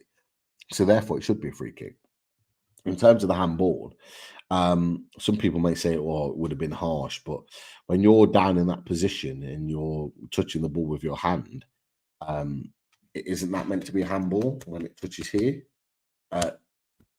You're on. I think you're on mute, mate. Sorry, mate. Sorry. I was going to say, and he didn't just touch it. He changes the direction of the ball with his arm. He scoops the ball with his arm. Now, again, I know I've flashed Waldo's comments up here. Clutching at straws, never pen.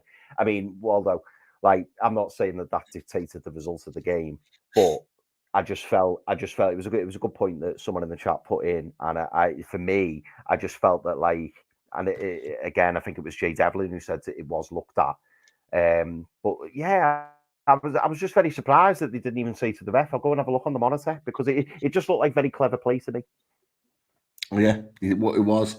He's definitely got away with one, but because there wasn't like a blatant change of movement and it wasn't as obvious, that they've been able to get away with it. And so yeah, it was something that I did look at and think, how has that not been given? But obviously, when the game kicks on, I believe it was still 0-0 at that point. You kind of like, yeah, we're up at this point. We're dominating. Like we're going to create another chance, and ultimately we did. But I think if it was 1-0 at that point and that gets done, I think the whole stadium would have made more of a meal of it. I think it was just the circumstances that kind of changed what we did in that moment. I'm going to move on to a topic that is obviously a topic that's been well talked about at the moment. So just bear with me, because I think there's a few people that have mentioned it. Yeah, go for it, mate. So there's a few comments, so I'll come to all of them just to mention them, and then we'll go to it. So Pesh starts with, "How is the issue? I honestly want him to succeed and do well, but I'm seeing so many red flags." So that's one comment with regards to Eddie Howe. 1 second.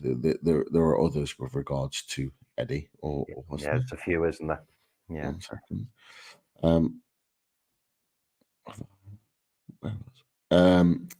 Another one from Paul Spragg.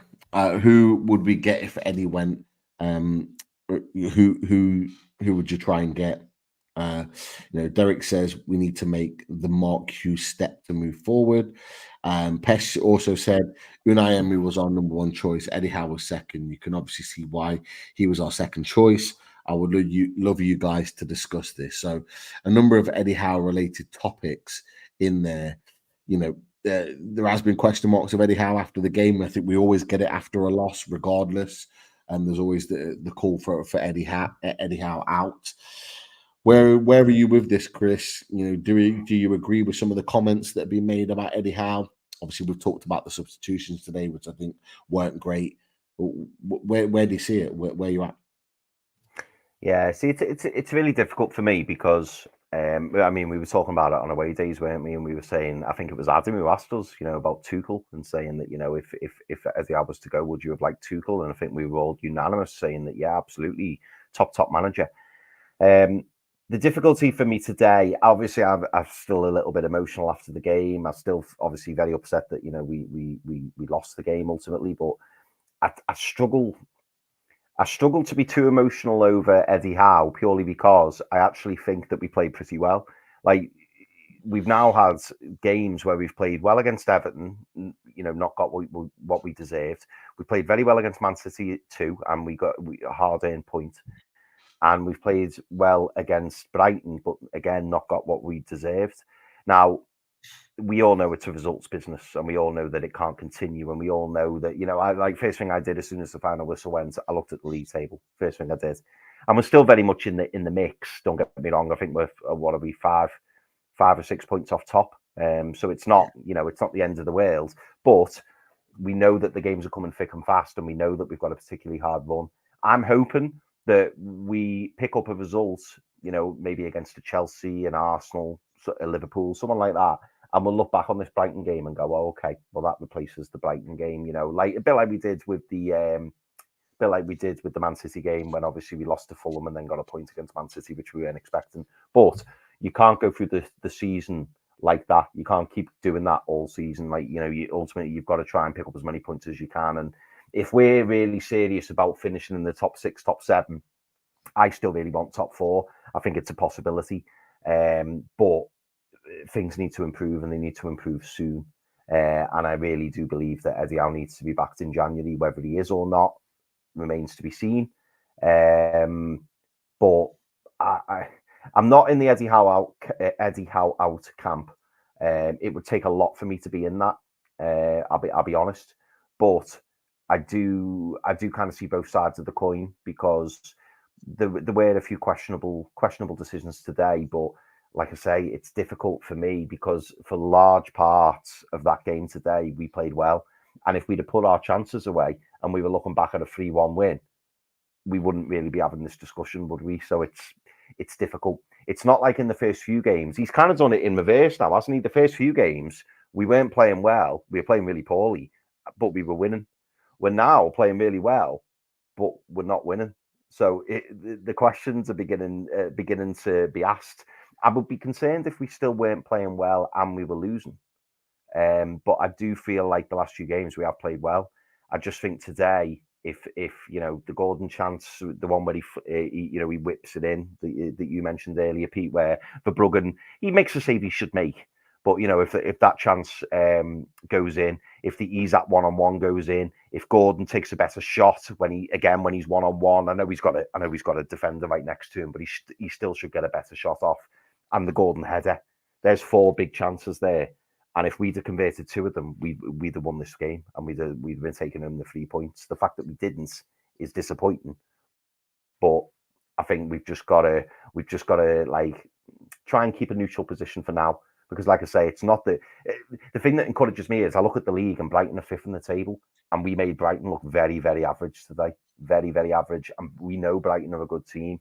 And yes, they've taken the 3 points away today, but we've come up against a very good side, and we've played pretty well against them at home. It's just a shame that we haven't got the points. But where are you with this, Pete? And maybe we'll touch on the other question, as in who would you go to replace? We'll touch on that maybe at the end. But where are you with Eddie at the minute? Look, I was honest with my assessment a few weeks ago. I love Eddie Howe. I do. I have done for years now, even before he was at the club. But I am still adamant that I do believe that this is his last season at Newcastle United, regardless of how well we do. I do feel that, and it's hard for me to say that, but I've just got a feeling within me that this is going to be his last season anyway. So regardless of what happens, at this point now, I'm not making any knee-jerk reactions to this situation. We've lost 2 games in 8 this season. We're coming into a tough run where we may well lose 1 or 2 more. I hope we don't, but we're coming into a tough run of games. When we get into November, it's slightly different, and into December is where I think we will expect to pick up points. But it's going to be a bit of a tough run. Ultimately, we could have and probably should have picked more points up the other side of this set of results this set of fixtures that are coming up. Everton, for example, Bournemouth, for example, against Fulham away, games where we probably should have picked up more points from all 3 of those games, but we didn't. I think with Eddie Howe, he does get some things right. He does get some things right, but he needs to make sure that he's making better decisions overall. Like the subs today need to be better. You can't shoehorn players in just to give them chance. If they're not going to fit into what we need to do to get back in the game, then don't bring them on. It's as simple as that. You don't do it. Don't do it to disrupt the flow of what we already had. And I do believe he kind of realised it, but it was too late. That it really stemmed the flow, the type of subs that he brought on, and it didn't help in the end. I'd have brought on Asula earlier. I'd have made some other changes, but that's just me. That's just my opinion. In terms of Eddie Howe, no, not Eddie Howe out. It would take a lot for me to get to that point. It would have to go on a serious run of defeats for me to even consider that. And honestly and ultimately, I think it would take the club to a whole load of defeats to make that decision. But if you're asking me who I'd ask to be the next manager, just off the top of my head, I believe he's still out of a job at the moment. And I can't pronounce his name, so I apologize. But it's the Dortmund manager from last season. He is how he's out of a job right now. I have no idea, and I apologize. I don't know his name. I'll try and find it now. See if we can find it. I think is that the fella that people have been putting in the chat, Pete? Edin Terzic is his name. Yeah, that's the one. Yeah, Terzic. That's it. Yeah, loads of people have been saying him in the chat. Terzic. Yeah. I think he'd be a great option, absolute brilliant option as a manager. I know he had a fallout with the higher ups, which is why he left Dortmund. So it wasn't because he wasn't doing a good job, got them to Champions League final. So he's clearly capable. He'd be certainly a manager I'd be looking at. But that's my opinion. And then if you're asking me if it was to happen right now, who I would go for, I'd be really ambitious. If it wasn't with Terzic, it'd be Ruben Amorim, Sporting Lisbon. I know that Man City have been heavily linked with him. Obviously, of course, they're getting Hugo Ayana, who's their sporting director, to go to Man City. A lot of people are making that connection. Well, Hugo Ayana is going, so Amorim might be next. For me, I'd be looking at Amorim going, right, let's be ambitious. Let's go and get the next best young manager now that's exciting everyone. Let's go give him a project to become the next manager of Newcastle United. Can we attract someone like him? Of course. You know, we were very close to getting Unai Emery, who's a proven winner, won major trophies, and he's at Aston Villa right now, and they're doing great things off the back of that. So if they can attract someone like that, and then we can attract someone like that, then we can certainly get a more in at Newcastle United. So look, Eddie Howe's manager, and I genuinely believe Eddie Howe will be manager for the remainder of this season. But if you're asking me right now, off the back of that, if something was to happen, they're the two off the top of my head that I would go for that are available right now. Almiron, you'd have to pay a certain amount, but if rumours were in the summer were to be believed, Almiron was close to going to West Ham. Nah. Mate, he had to come out and apologise for having talks with them. He definitely had talk. He went over to London and had talks. Yeah. Tells you everything you need to know. If you're having talks with West Ham, you're 100% going to have talks with Newcastle United. Because for me, the project is by far bigger and greater and better than what West Ham have got right now. So for me, I'd be having that conversation. But that's only if the situation changes, which I don't believe it will. Yeah. Oh, big shout out to Cristobal. When I was on the, I nipped into the Geordie Journos. I always love watching the Geordie Journos reactions following a game. Liam, Dom, and Jordan, they always put on fantastic content. And Cristobal was in the comments, and he said he was going to join us. So big shout out, mate, for coming to join us. So thank you very much for that. In terms of me, Pete, and people may shoot me down in the chat for saying this, but I've still got a thing about Jose Mourinho. I still think, I think he would drop Fenerbahce like a hot potato if Newcastle came knocking, and I think he'd fancy one more crack at the Premier League. Now, some people would say he won't play the football we want to. Some people would say, he's a divisive character, probably only have him for a couple of years, which tends to be how long he stays around for. I'm a bit of a romantic, and I just love the whole Mourinho, Sir Bobby story, and you know what? Let's be honest. Some people will say he's past it, but the guy's a winner. He knows the Premier League inside out. He's still very, very passionate about football, and he knows what he's doing, and he would command respect. He would command instant respect. And I still firmly believe the reason that he's had difficulties at some of the clubs he's joined in recent times, I think, like Rafa, he made the wrong decisions in terms of clubs he was joining, because I think football's moved on a fair bit since when he first started. And I think there's big personalities in football, player-wise, and I think he couldn't get them on board. But I think the majority, if not all, of this Newcastle squad was all sit back and listen to anything that Jose Mourinho says, because he's a winner. And unfortunately, we don't have many players in our team who've won things. And I think they would listen to every word that he says. And I think Jose Mourinho, I think he would snap PIF's hand off if they came calling for him. But I must say, I think the two that you've suggested, I would definitely, I wouldn't turn my nose up at either of those. And I think as well with Terzic, which I hadn't really thought about until people in the chat were saying it and you said it. He would be perfect for the model that we're trying to build. He develops young players. The Dortmund model is to bring young, exciting talent through, and clearly he knows exactly what he's doing. And I'm assuming he must have the sign off on these players. And if you look at Dortmund's recruitments over the past 2, 3, 4 years, it's been absolutely outstanding. So, I mean, he will be a really good name. And not just that, he can get the best out of existing good young talent. So Jadon Sancho is a clear example of that. Goes back to, he has a shocker at Man United, goes back there on loan and almost looks like a completely brand new player and helps them get to the Champions League final.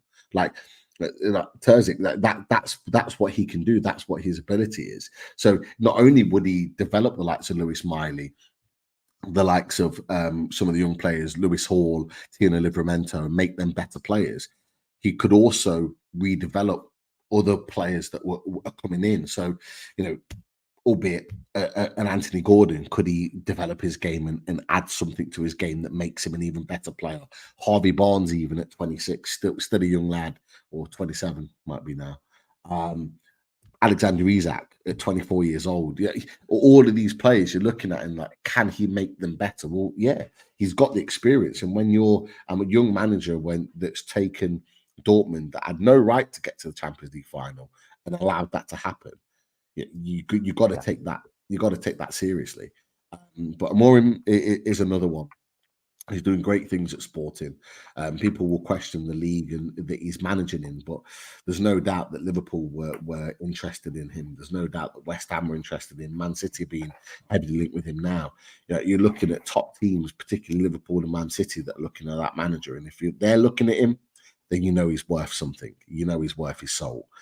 So therefore, being able to add that type of attacking quality, and that with those two managers, you've got longevity as well because of their younger managers than Mourinho. Mourinho, you go. Someone put it in the chat, and I think you mentioned it, Chris. You're going on a roller coaster with him. I love Jose. I love Jose. He might not be the force that he was 5-10 years ago, but I love Jose. And the sentimental value of what it would mean for Jose being at Newcastle United would add a little bit of zest to him managing. You might not see the great quality of football, but what you get is him pulling out performances out of the bag when you don't quite expect it to happen. And what you get is a commander-in-chief at the top that is fully in charge. And he will have everyone beaten to his drum. He will have everyone behind him 110%, and galvanizing not just the players but the club.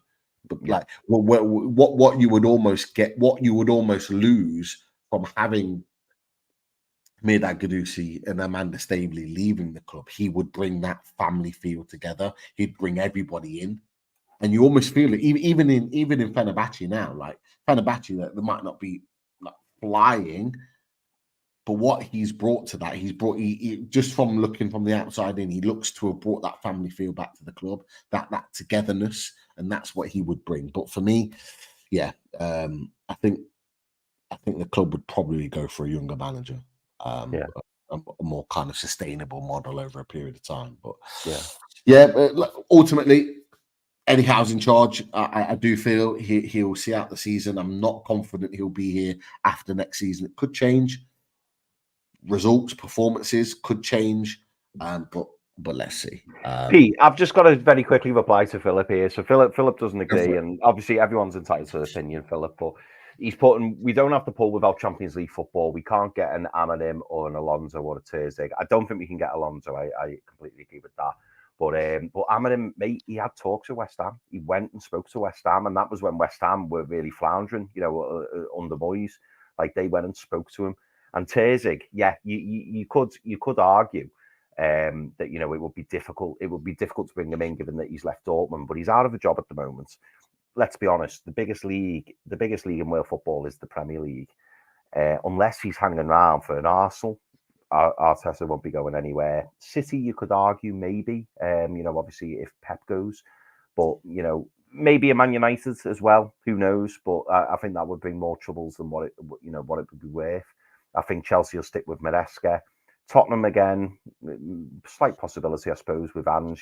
He's a bit uncomfortable. They came back and won today, obviously, but I just think, I don't know. I just think that the Newcastle are a bigger pull than what people necessarily think. I think a lot of managers will want to manage in the top league in football, and the top league in football is the Premier League. And I just think with Newcastle as well, knowing that things could soon change, we could end up having financial restrictions eased, and all of a sudden you've then got the richest club in the world, and you've got really ambitious owners.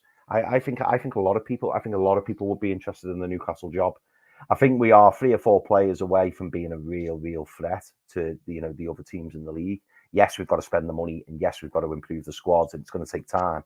But I disagree, mate. I think that we could attract a fair few good managers to Newcastle United.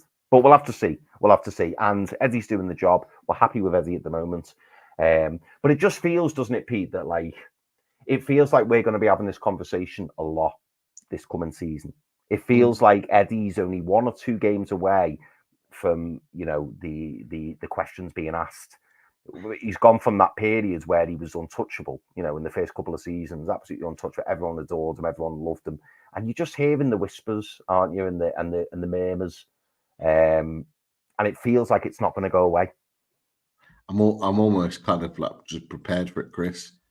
I expect it, and I know you mentioned maybe like a couple of bad defeats. I think every time we don't win, every time we don't win, I think there'll be questions from some sections that'll be asking if he's the one, if he's the guy to take us forward. And unless we're winning games off on the bounce, I don't believe that will stop. I really do. I think sections of the fan base, and everyone's entitled to their opinion.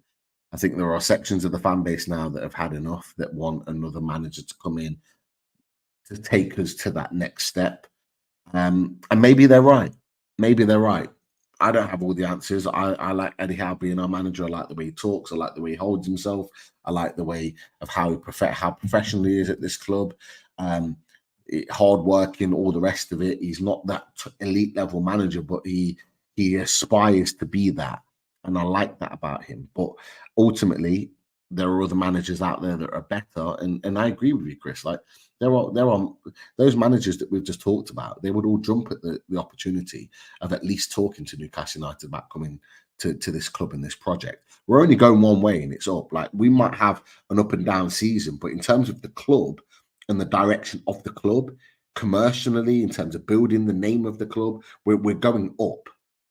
Okay, we just need to make sure what with the club going upwards, that the performances on the pitch match. And at some point, Eddie Howe's not going to be here forever. As much as I love Eddie Howe and you love Eddie Howe, Chris, we know that Eddie Howe's not going to be here forever. And at some point, we will have a new manager at Newcastle United, whether it's this season, next season, or the season after. It will happen. And so it's a case of,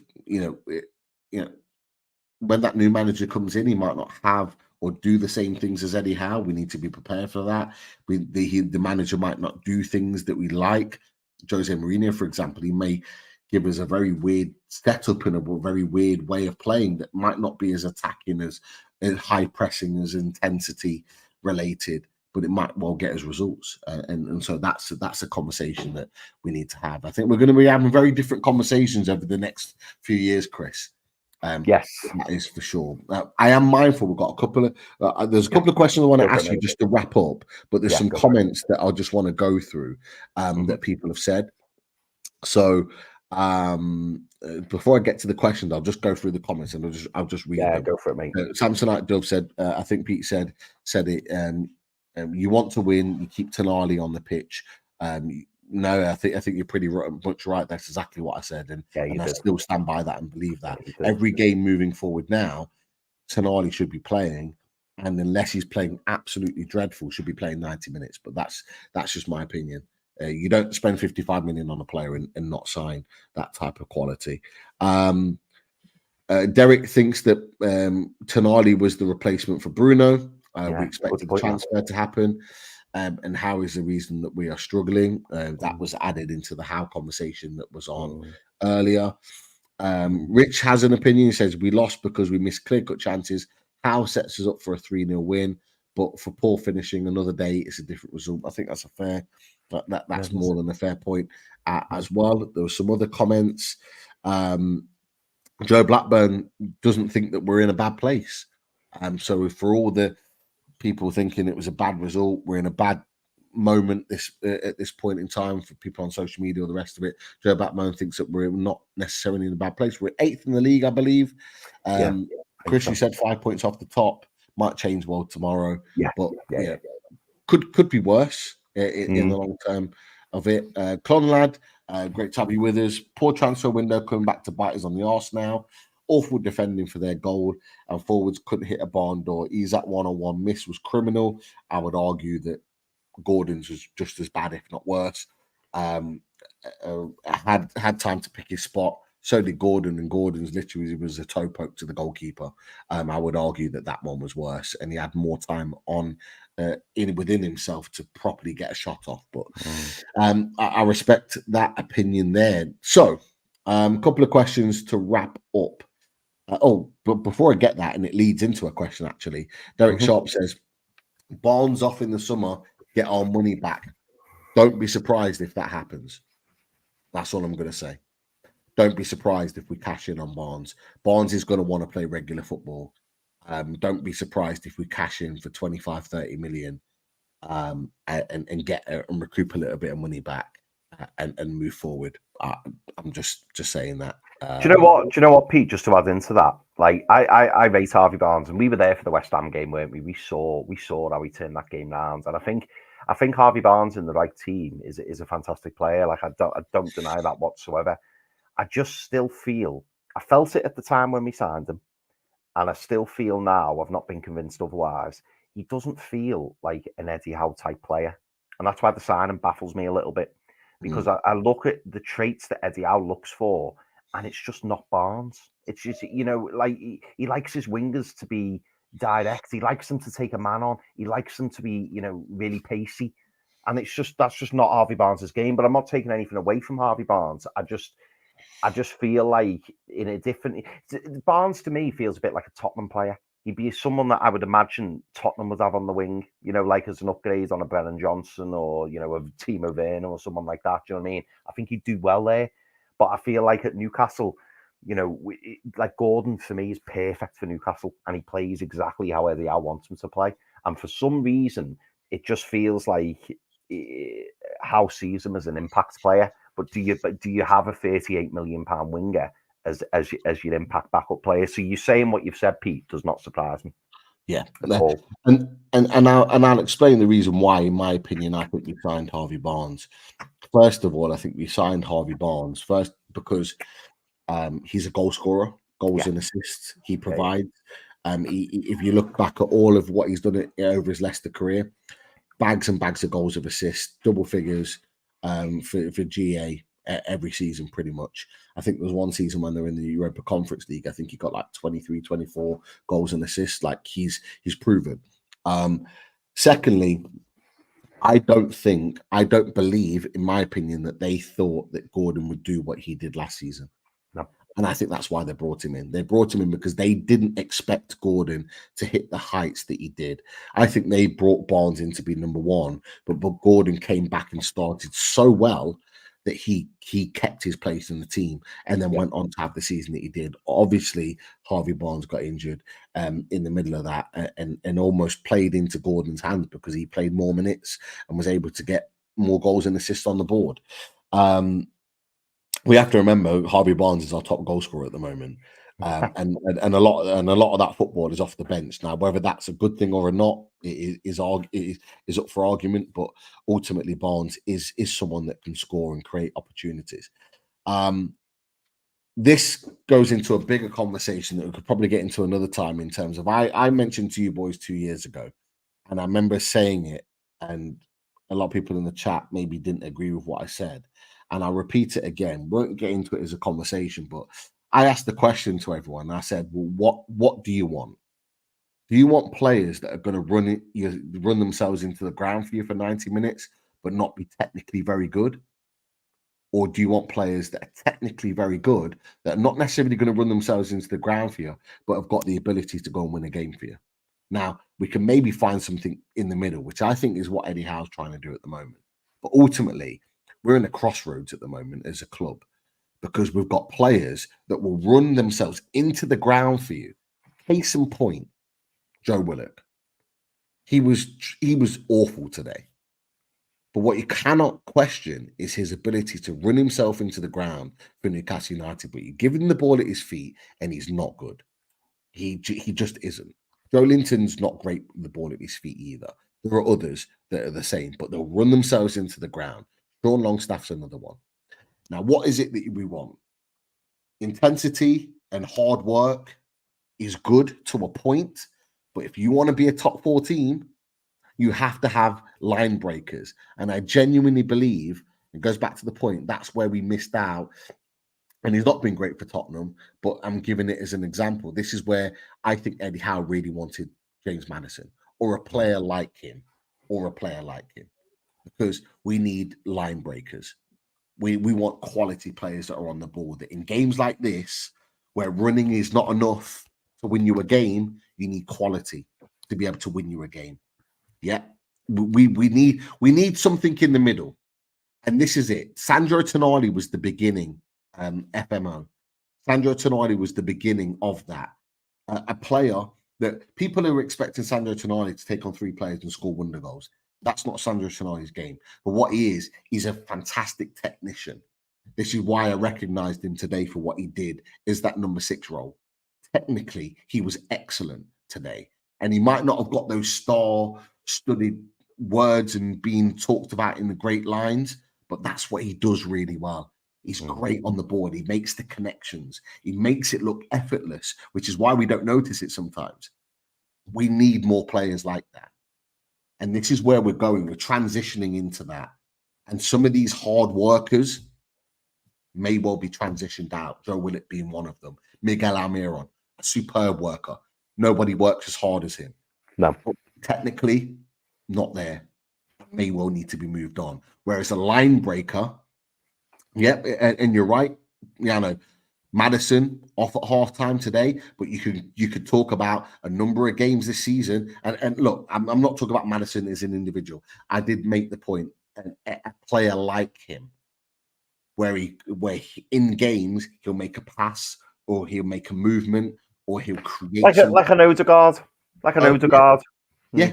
He's the same for Arsenal. Doesn't play well every game. Arsenal fans moaning about him all the time. Oh, he didn't play well, but he has that moment of brilliance where he can just split the lines in the game and make a difference. We're missing that player, particularly higher up in the pitch.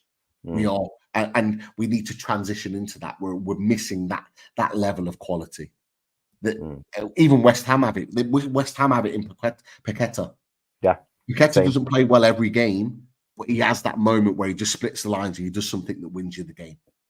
And that's what we're in a crossroads right now. Do we want the hard work, running all day, working hard for the team, or do we want someone that's going to come in and have that little bit of class, that little bit of quality, technical ability on the ball? I know at 25 yards out, last minute of the game, I know who I'd rather want over the ball.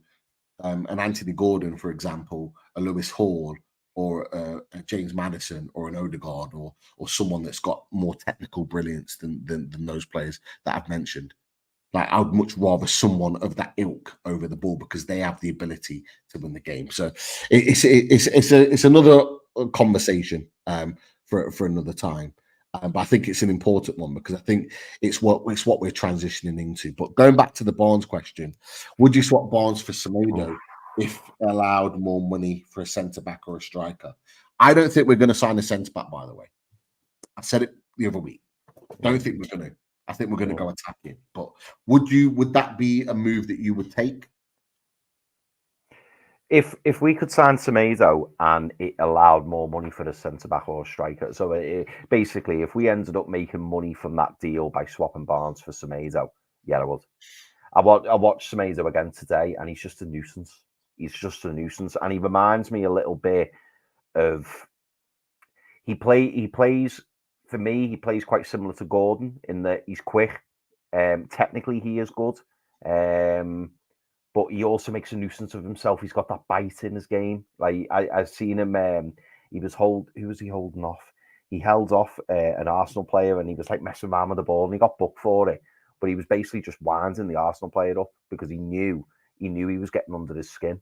And I think Semedo is probably a player who a lot of clubs are looking at, and I think he's probably ready for the next step up. I would take, for example, a Semedo over Elanga every day of the week.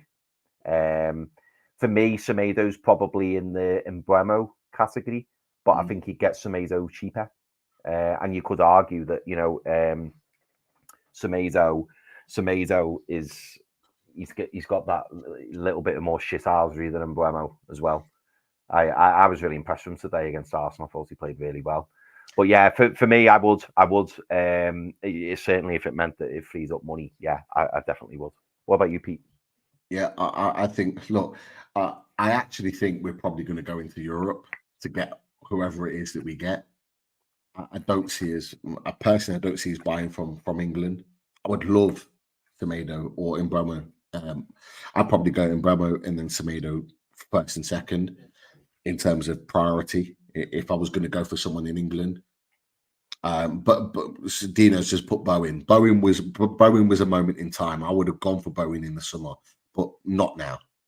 Bowen is going to be 29 next summer. It's too late. and for the money that they would want from him, it just the financial deal just doesn't make sense. It was either this summer or never at all. But the other two, if we were going to go for someone in England, they were the two I'd be going for. But ultimately, I do think that they might look outside of England to be able to get that next player to come in and really make a difference. Adam's saying Kubo, but we're not going there, Adam. No, we're not going to go there. No, technically, very, very good player, but I'm not sure if that'll be. Well, maybe whether that's the type of player that Paul Mitchell's going to look at, but could be.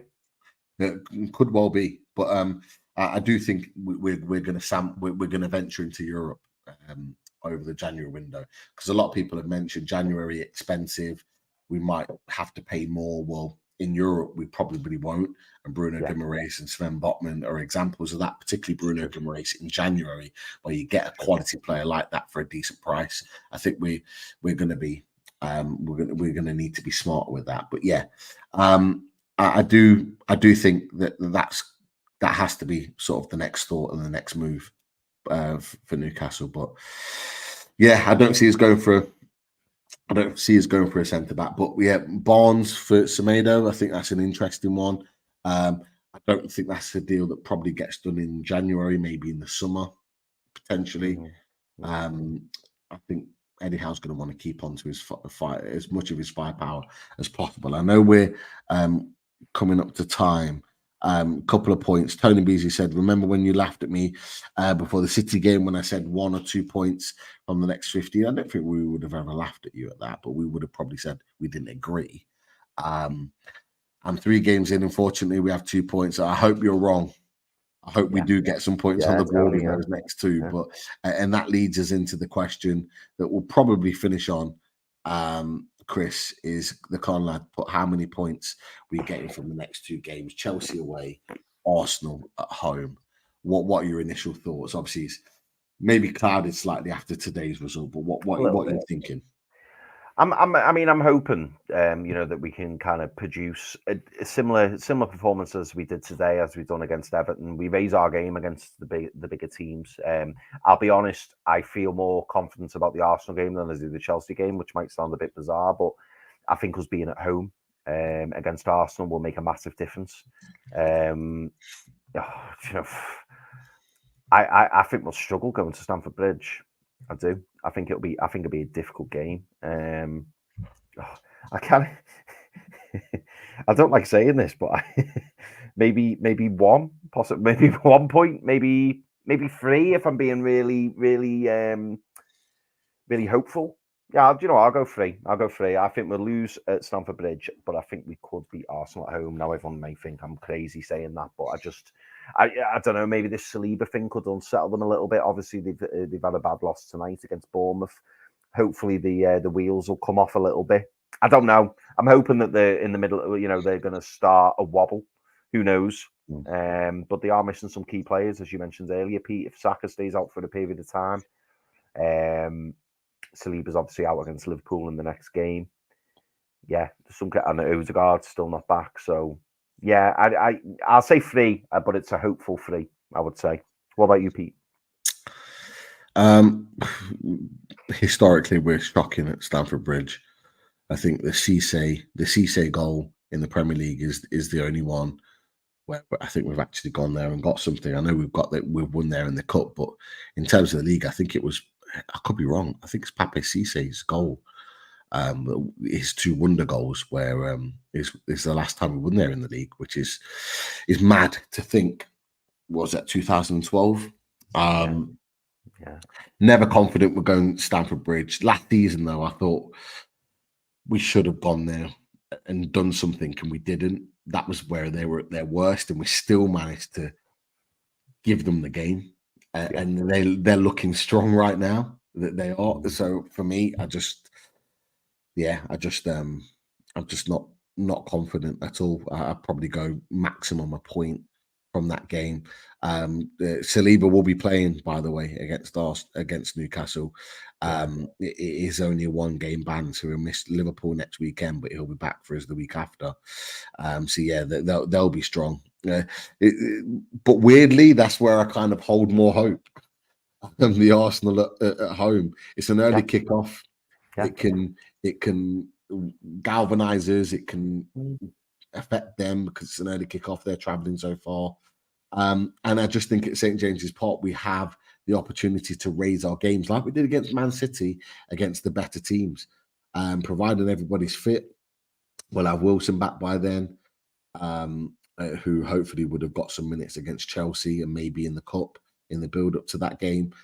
I'm just more hopeful that we'll have better options available to potentially go on and get something. So doesn't sound really too much, but out of 6 points, but I'm probably going to go 2, maybe a draw for each. And that's kind of me being more hopeful than anything else. You could argue we'll probably end up with 0. Yeah. You could also argue we end up with 6, knowing Newcastle United. You could go with the other way, but I'm going to say 2. I'm going to say 2 draws over the next 2 games, but let's wait and see. Yeah. But yeah, that's it. We'll end the questions here. Thank you for everyone putting the questions in, and for everyone these questions that we didn't quite answer. We apologize. We've gone on way longer than we anticipated, but it's been a really, really good chat. No, it has. It has. And obviously, before we do wrap up, I've got to remind everyone, if you haven't already, thank you very much for watching. But if you haven't already, please do hit that subscribe button. Make sure that you like the show. All the comments that have been coming in have been absolutely fabulous. So thank you very much to everybody for that. Not the result that we wanted today. Very, very disappointing. But we move. Pete, anything you want to close out with, mate? Yeah, it's look, it's a tough set of fixtures coming up. Chelsea twice, home and away. Arsenal at home. So for the next 3 games, there's a chance it might not look pretty. So we might have a similar feeling in the next couple of weeks as we do today. But look, heads up, it's a long season. There are other teams that were in these sorts of moments at this point in the season, but have gone on to be very, very successful. We've just got to keep behind the players, behind the manager, behind the team, keep roaring them on, and hopefully results will change. That's all we can do as fans. But don't let it ruin your weekend. I'm trying not to. Don't let it ruin your weekend. Go spend time with your family. Go and do things that you enjoy. Stay off social media. There's a lot of negativity on there, particularly after a defeat. Stay away from it. Clear your mind. Don't let it affect your mental health. And then we come back stronger again, ready to look at a new, fresh game against Chelsea, which we will be. We'll be covering it over next week. Load of Mag NUFC to get involved. And stay positive. Life is much bigger than one game of football. Very well said, Pete. How do you like that? How you